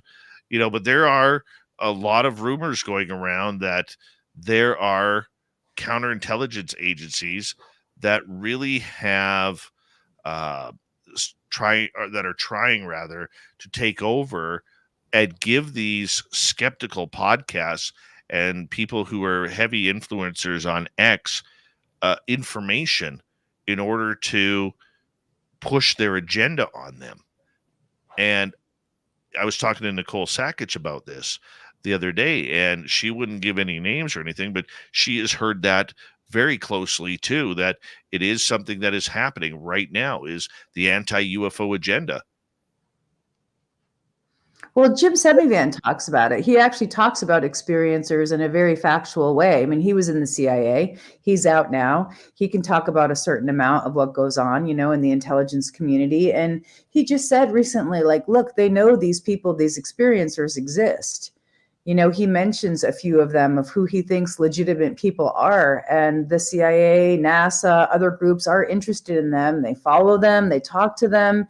They talk about their experiences. So it's not like, there's not groups or subgroups or sub people in the field that these CIA agents or intelligence officers aren't interested. They are. I think you only hear about the ones who have these extraordinary things happen. And so I think that the counter stuff is definitely working against those individuals, those types of individuals, to not have their stories come out, or, try to skew the story, or to put disinformation on it to confuse people even more. So that's absolutely true. And Jim Semivan says it. He says that happens. We know it happens. I think it's going to happen a lot more here very, very soon. And I don't know if the public will actually see that it's happening, but I do believe this counterintelligence program that is going on to bring this subject to light or to take it out of the light rather, is going to be an ongoing battle as we see things heat up again coming up this spring and later this summer with maybe new hearings and David Grush coming out, Lou Elizondo potentially stepping back into the spotlight. We're in for a world of media or social media brawling, if we could say it in that term. Well, I hope our whistleblower is able to come out, because I sat with him for many hours talking about his story and talking about the programs. And one of the things that he did validate was that they do study experiencers and they know who they are, and they do track them and they track their experiences. And he did validate that happens. And I was talking to him, well, why? Why do they study experiencers? And he said, because they know they have a connection to NHI for some reason. They don't know, they don't have it. And so they follow these individuals who do have it. They know it's legitimate and they study it. And it's a study that goes on sometimes through generations. So I'm really hoping he's going to be able to come out and talk about the programs, because he's already said, yes, that is a fact, along with many other things that he has said are a fact. So it will be really nice for experiencers in the community to hear that, because they'll be validated. They'll be validated and feel like, okay, my experiences are real. It's not just this marginalization that continues to happen. The other thing I wanted to mention is I did contact Lou Elizondo's producer for his film and the book, because I wanted to get clarity after what happened on Twitter and the big scandal about the book. We reported on it because we thought that it was a legitimate, press release, that they were talking about his book coming out in November, right? November 6th. And so I did get a response back from him that said that there is no date yet. So we needed to clear that up, for the audience. I just wanted to let everybody know we did follow up with him, not Lou, but with his producer. And he said that there's no date yet for production to be released. Yeah. So I thought that was interesting as well, that was reported on and it was not true. I think that was great work on your part in thinking to reach out to Lou Elizondo's publisher, producer, to see what he is truly up to. And I think it's, something that really clarifies everything that needs to go on. One thing that I know about Lou Elizondo, he doesn't like unnecessary press, hates it. He, as much as he's been in the spotlight over the last number of years, he's still not comfortable with it. And he would much prefer not to be in the spotlight whatsoever. But he knows it's his role, and that's part of the duty of what he is doing. So I think it's very interesting to see how this is going to play out over the next little bit, and whether or not we get a solid date on his book. But great work on that, Courtney. Well, it was confusing because you had people like Stephen Greenstreet reporting on it, saying, look, we know what the ISBN number is, we know the title, nothing has changed here. And so I felt like we needed to really get an answer on it because there was so much rumor going around. And so it was like, well, in regular media, you contact the agent or the manager. And so I figured, well, let's just reach out. If we can't get the right date or we can't get the right information. And he was very, very gracious and responded and said, nope, that wasn't true. It was fake news. So I think it's good to clear the air. But Lou also came on, and cleared the air and said, hey, this was not true. And so I was glad that he did that as well, just for people who, picked up the story and ran with it and didn't actually have, a fact about it. They didn't check. So it's a learning lesson for everybody. It very much is. We have 5 minutes left in tonight's UFO report. Have you got any news that you would like to share? I think that the big news is the other piece that you put into our little chat about the DIA. I thought that was really interesting. Yes. That Jeremy Corbell, that they're going to be releasing some records, but they're going to be holding some classified too, which I thought would be good for us to comment, because if you read the NDAA as it was signed, it says that these different heads like Senate, Arms, the intelligence, all those groups have power to hold back records underneath classification, depending on what they deem worthy of being released or being classified. So we knew that was going to happen. So I thought that was interesting that was a news story, considering that was written in the NDAA and was to be expected. So I don't know what Jeremy's thinking. Do we, any of us? I don't know what he's specifically referencing is what I was about to say. Do you have any more information about that, about what documents are actually going to be, maintained as classified? No, I think it's all up in the air right now. I still think there's going to be more classified than not. We're going to get, if they're releasing anything, we'll probably get another couple grainy videos that look like jellyfish, things like that. I don't hold up much hope for it, because the one thing about the government and government officials, they are very, very good at over-promising and under-delivering. Well, the other thing that's interesting that came out was Colm Kelleher went on to Weaponized, and he talked about the cattle mutilation program. And I think that's really interesting because he's also alluding to the fact that the U.S. uses the UFO phenomenon to do actual medical experiments. So I think that's something for the audience to pick up on. That just came out this week as well. I saw that he went on the record and talked about UFOs being used basically as a cover for this whole medical program. So people should definitely tune in and listen to Colm because he's an expert. Yeah, I mean, that's pretty darn cool that they had that. I never knew that they were, hiding cattle mutilations, trying to hide other sorts of medical experiments on animals. I mean, to me, that just doesn't make sense. It really doesn't. I want to learn more about his theory, Colm Kelleher's theory, because he's basically saying that the medical experimentation has been going on the whole time, but it's two phases of it. And he goes into 2 phases of it and the details of it and how it's used as an op to cover up the actual medical program. And so people who have been abducted talk about very similar experiences, right? And so that's another reason why the government does not want to hear about abductions at all. That's why there's a moratorium on abduction talk. It can't be allowed into the public right now. So I think there's a connection. People should look into that in their research. Yeah, because I'm wondering if all of a sudden, and it's funny you bring that up, because privately in conversation I've actually had people ask me about if I've heard of any cattle mutilations that have come up recently. And this has been going on the last couple of months. I'm wondering if we're going to end up seeing another influx of cattle mutilations happen. We had one up here in Delta Junction in Alaska, and the MUFON, former MUFON director who I'm friends with, she went up and investigated it. She's actually one of the people I'm going to be going out to Mount Hayes with to do some field investigations, early or later this year with. And so we had one up here, which was pretty interesting. It happened last year, and I think she wrote up a whole field report on it. Is that Jessie? Mm-hmm. Say hi to her for me. I will. You should come up and go to Mount Hayes with us. Why don't you? Well, right now it's because I don't have my passport. I'm waiting for my passport to get through.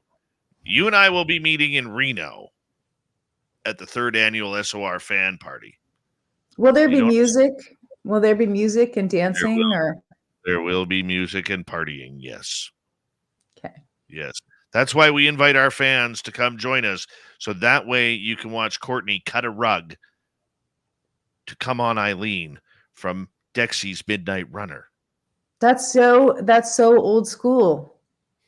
Yes, it was. Will there be any Eddie Rabbit? There might be Eddie Rabbit. Also, just for you, there might be some Chumbawamba. I get that. Oh God! Oh, the Chumbawamba. You are a tough number. We know that. That's too funny. It is. We covered a lot tonight. I think we covered everything, but I do think the counterintelligence stuff is, a big issue to follow. And we're gonna continue that as Courtney and I will be working the phones each and every day for you as we say hello to Mr. Ron Bumblefoot Thal, rocking in the background with Little Brother is watching. Bumblefoot is the official music of Spaced Out Radio, rocking us in and out of every single show. Get your horns up for the guitar god himself. Special thanks to everybody listening in at work, at home, in your cars, wherever you may be. Thank you to everyone in our chat rooms tonight. YouTube, Twitch, LGAP, Facebook, Spreaker, LinkedIn, the Space Travelers Club, and on Twitter at hashtag Spaced Out Radio. I know you're out there somewhere. Remember, this show is copyright by Spaced Out Radio and SOR Media Ventures Limited. Thank you so much for choosing to listen to us, because together, my friends, we own the night. Mr. Bumblefoot, we need a favor. We need you to take us home.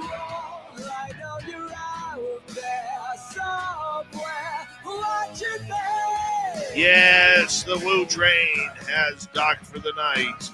But soon, my friends, we shall ride again. Your seats are always available. Your tickets never expire. And if you want to bring a friend, we've got room for them too. Good night.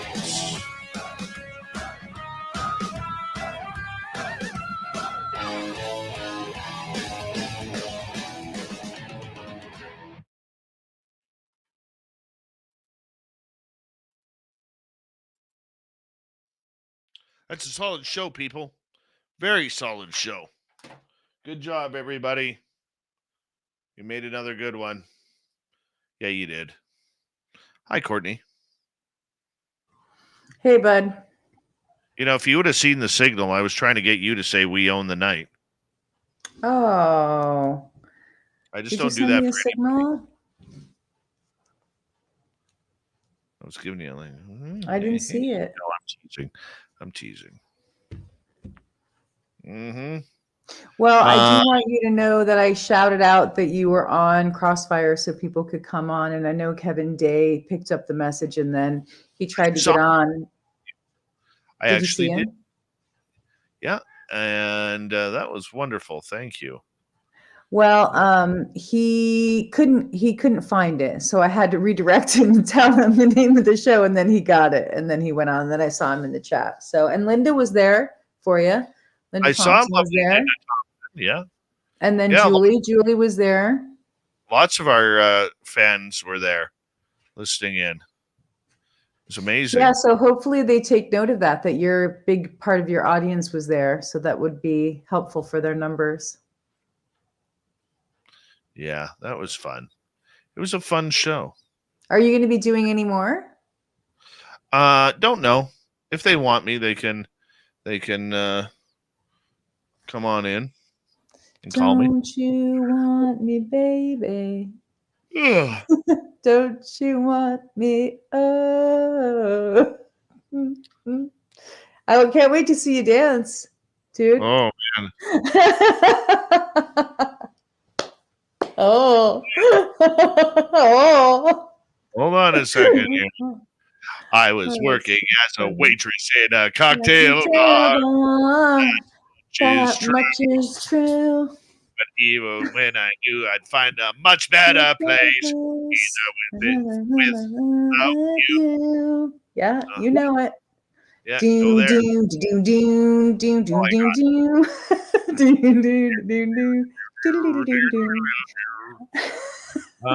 Dave, your shirt, bro.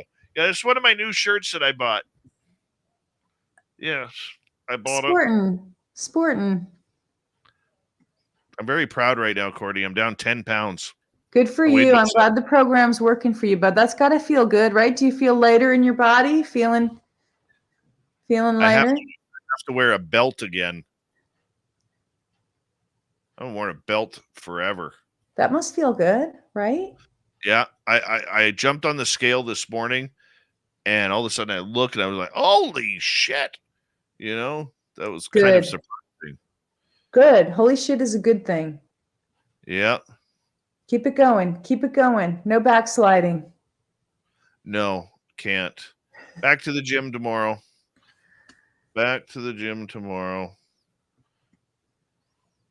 Good. So, good. Go to work. I'll be back on Monday for you, and good job on the Martin Willis show. I was happy to see you on there. I thought you did a great job representing. Thank you. I appreciate that. Yeah, we'll be working the phones here this weekend. That's what we do. Although I do have to drive on Sunday. I do have to take my son out of town for a hockey game. So good. I hope he wins. Oh, they've only won like one, maybe 2 games this year. Oh, isn't that sad? Don't you hate sitting in the stands when your kid loses every game? That sucks. It's not even like they're. How can I say this politely?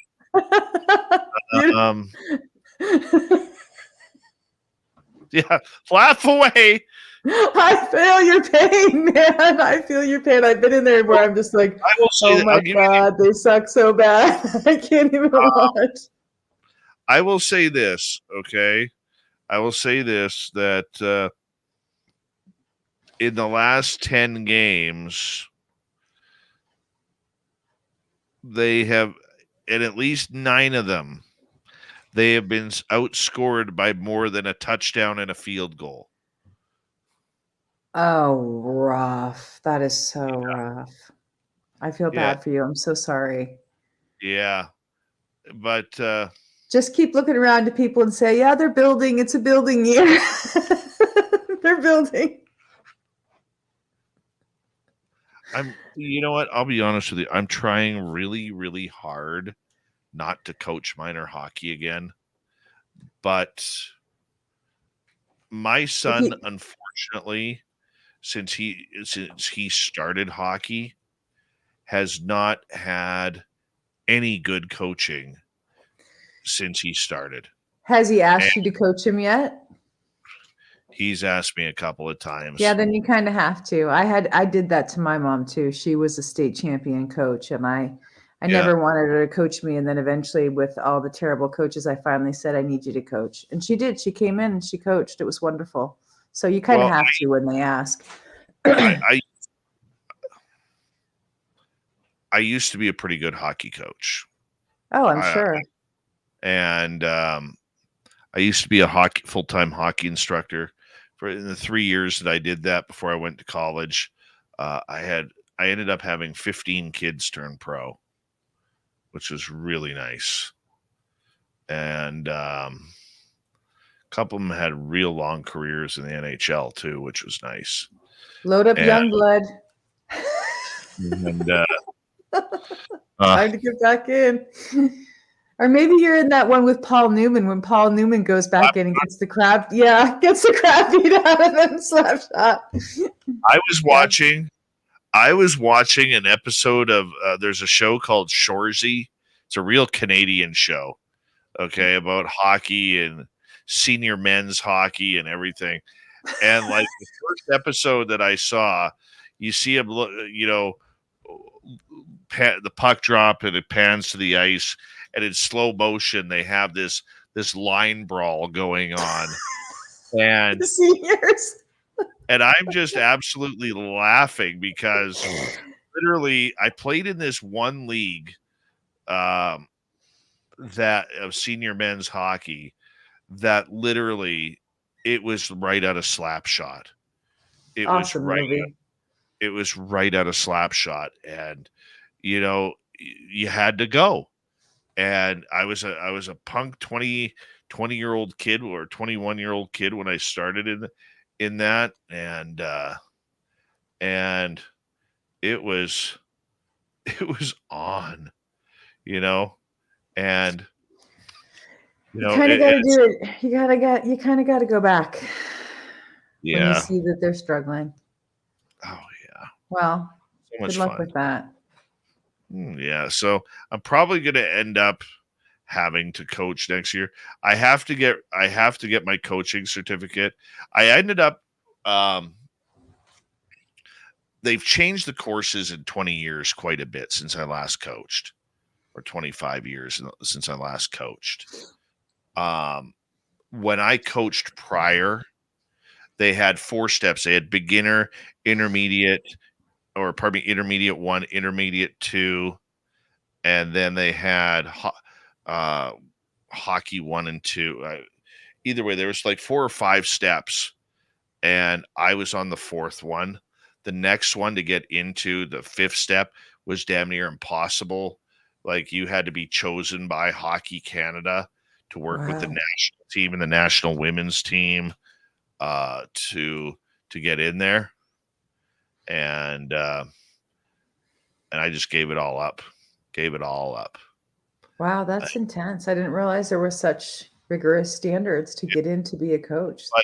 But it's funny how the game, like I would now at 50 years old be considered a dinosaur. The game has changed so much and has become, like, especially coaching and minor hockey associations have become very politically correct.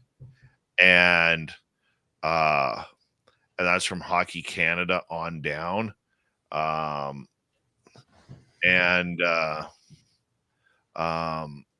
It's something that has been, how can we put it? A thorn, like a lot of good coaches left. Yeah. Like high quality. It's a barrier. I could see that. That would be a barrier to coaching. And it's not because they were misogynistic or perverts or anything like that. But probably a fair share of that too. but you know what? That's usually the argument from the wokes, okay? Mm-hmm. Who, want the dinosaur movement to move on. You know what I'm saying? Oh yeah, it's everywhere. It's not just in hockey. That's in the professional world. It's all over the place. Things have definitely changed. But hockey's hockey. I can't imagine you not like reading the rule book or whatever and being able to step right back into it. The funny part about it is I need to take 7 hours of sensitivity courses to catch up my grading. Like when I called the provincial hockey association and I said, hey man, like what courses do I need? I've got a young son. I'm thinking of coaching. What do I do? The guy literally pulled up my name, and he's like, because I'm still on file, and he's like, the first thing he says is, "Holy cow, where have you been?"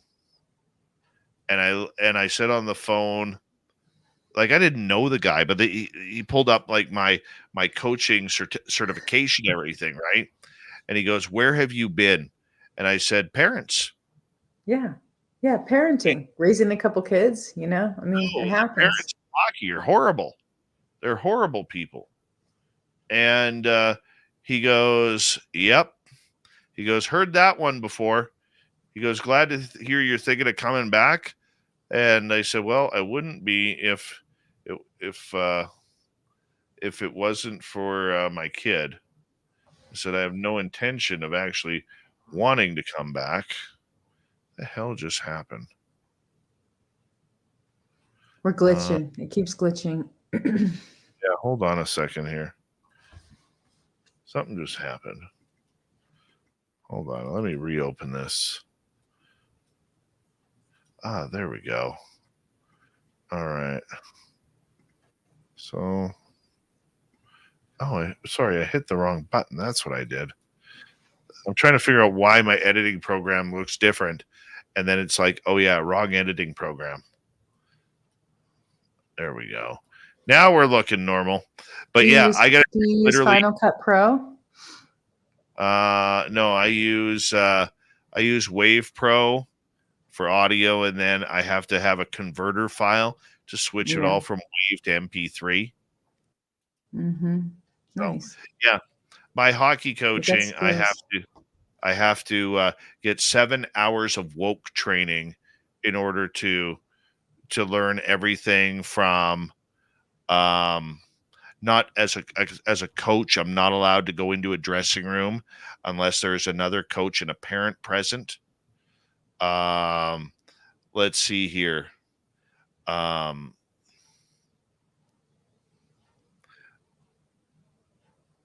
They've gone so far in minor hockey here with the political correctness that they allow boys and girls up to a certain age to change in the same room. But because some kids are now offended by that, they are encouraging the players, especially the older players, to no longer shower after a game, or when they change into their start to change into their like put their jock on or their shorts on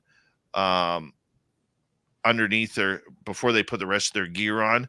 They're no longer allowed to do that in a change room.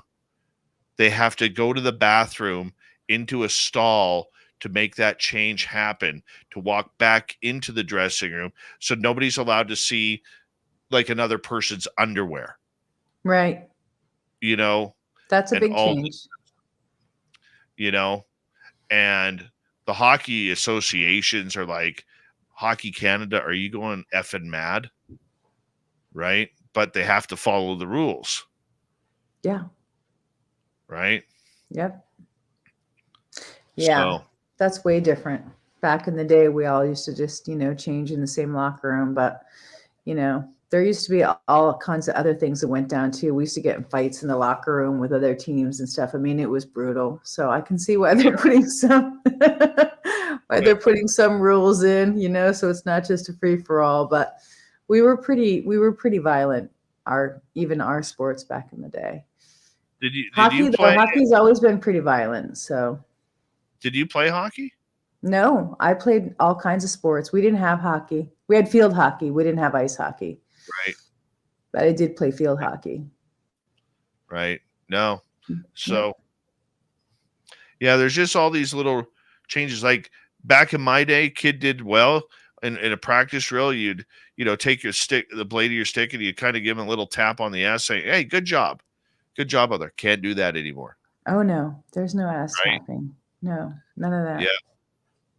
Can't do that. Right? I'm sure the audience will have something to say about a little tap on the ass on a Friday night. So you open that up, you're going to get some. Isn't field hockey known as soccer in the U.S.? No, field hockey is another sport from soccer in the U.S. They're two different sports. And then we also have lacrosse. That's another different sport. Mm-hmm. All different. Yeah, lacrosse is a mean game. We didn't have it. I would have played it if we would have had it at my school, but we didn't have it. Only the rich kids had that at their schools. I always thought it looked really fun, though. But I guess now they do have it. It's more accessible to public schools. Yeah. Yeah, that's good. It's a great game. But Courtney, fun. I'm gonna let you go here, my friend. Yeah, I'm glad to have done the news. We'll see you on Monday if all goes well. Have a good weekend. And thank you all to the audience. You are so loved here, my friend. Keep all right, we'll see you. All right.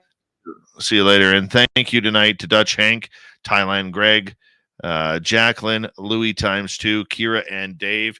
I'm off for the weekend, but you have Sweet Robbie G here on Saturday and Sunday night, starting at 8 p.m. Pacific, 11 Eastern, for 3 hours of entertainment, because we do this thing 7 days a week. And right before Rob on Sunday is Jessica Jones and Off the Trails.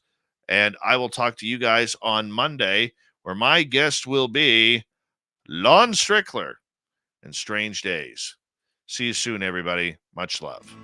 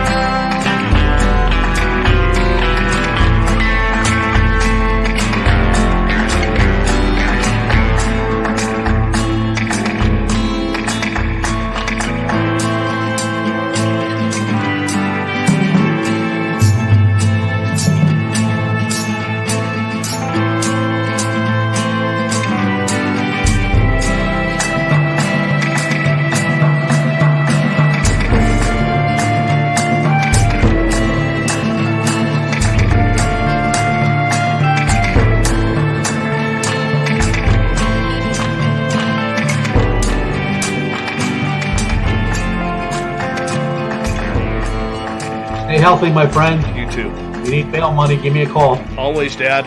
Take care. You too.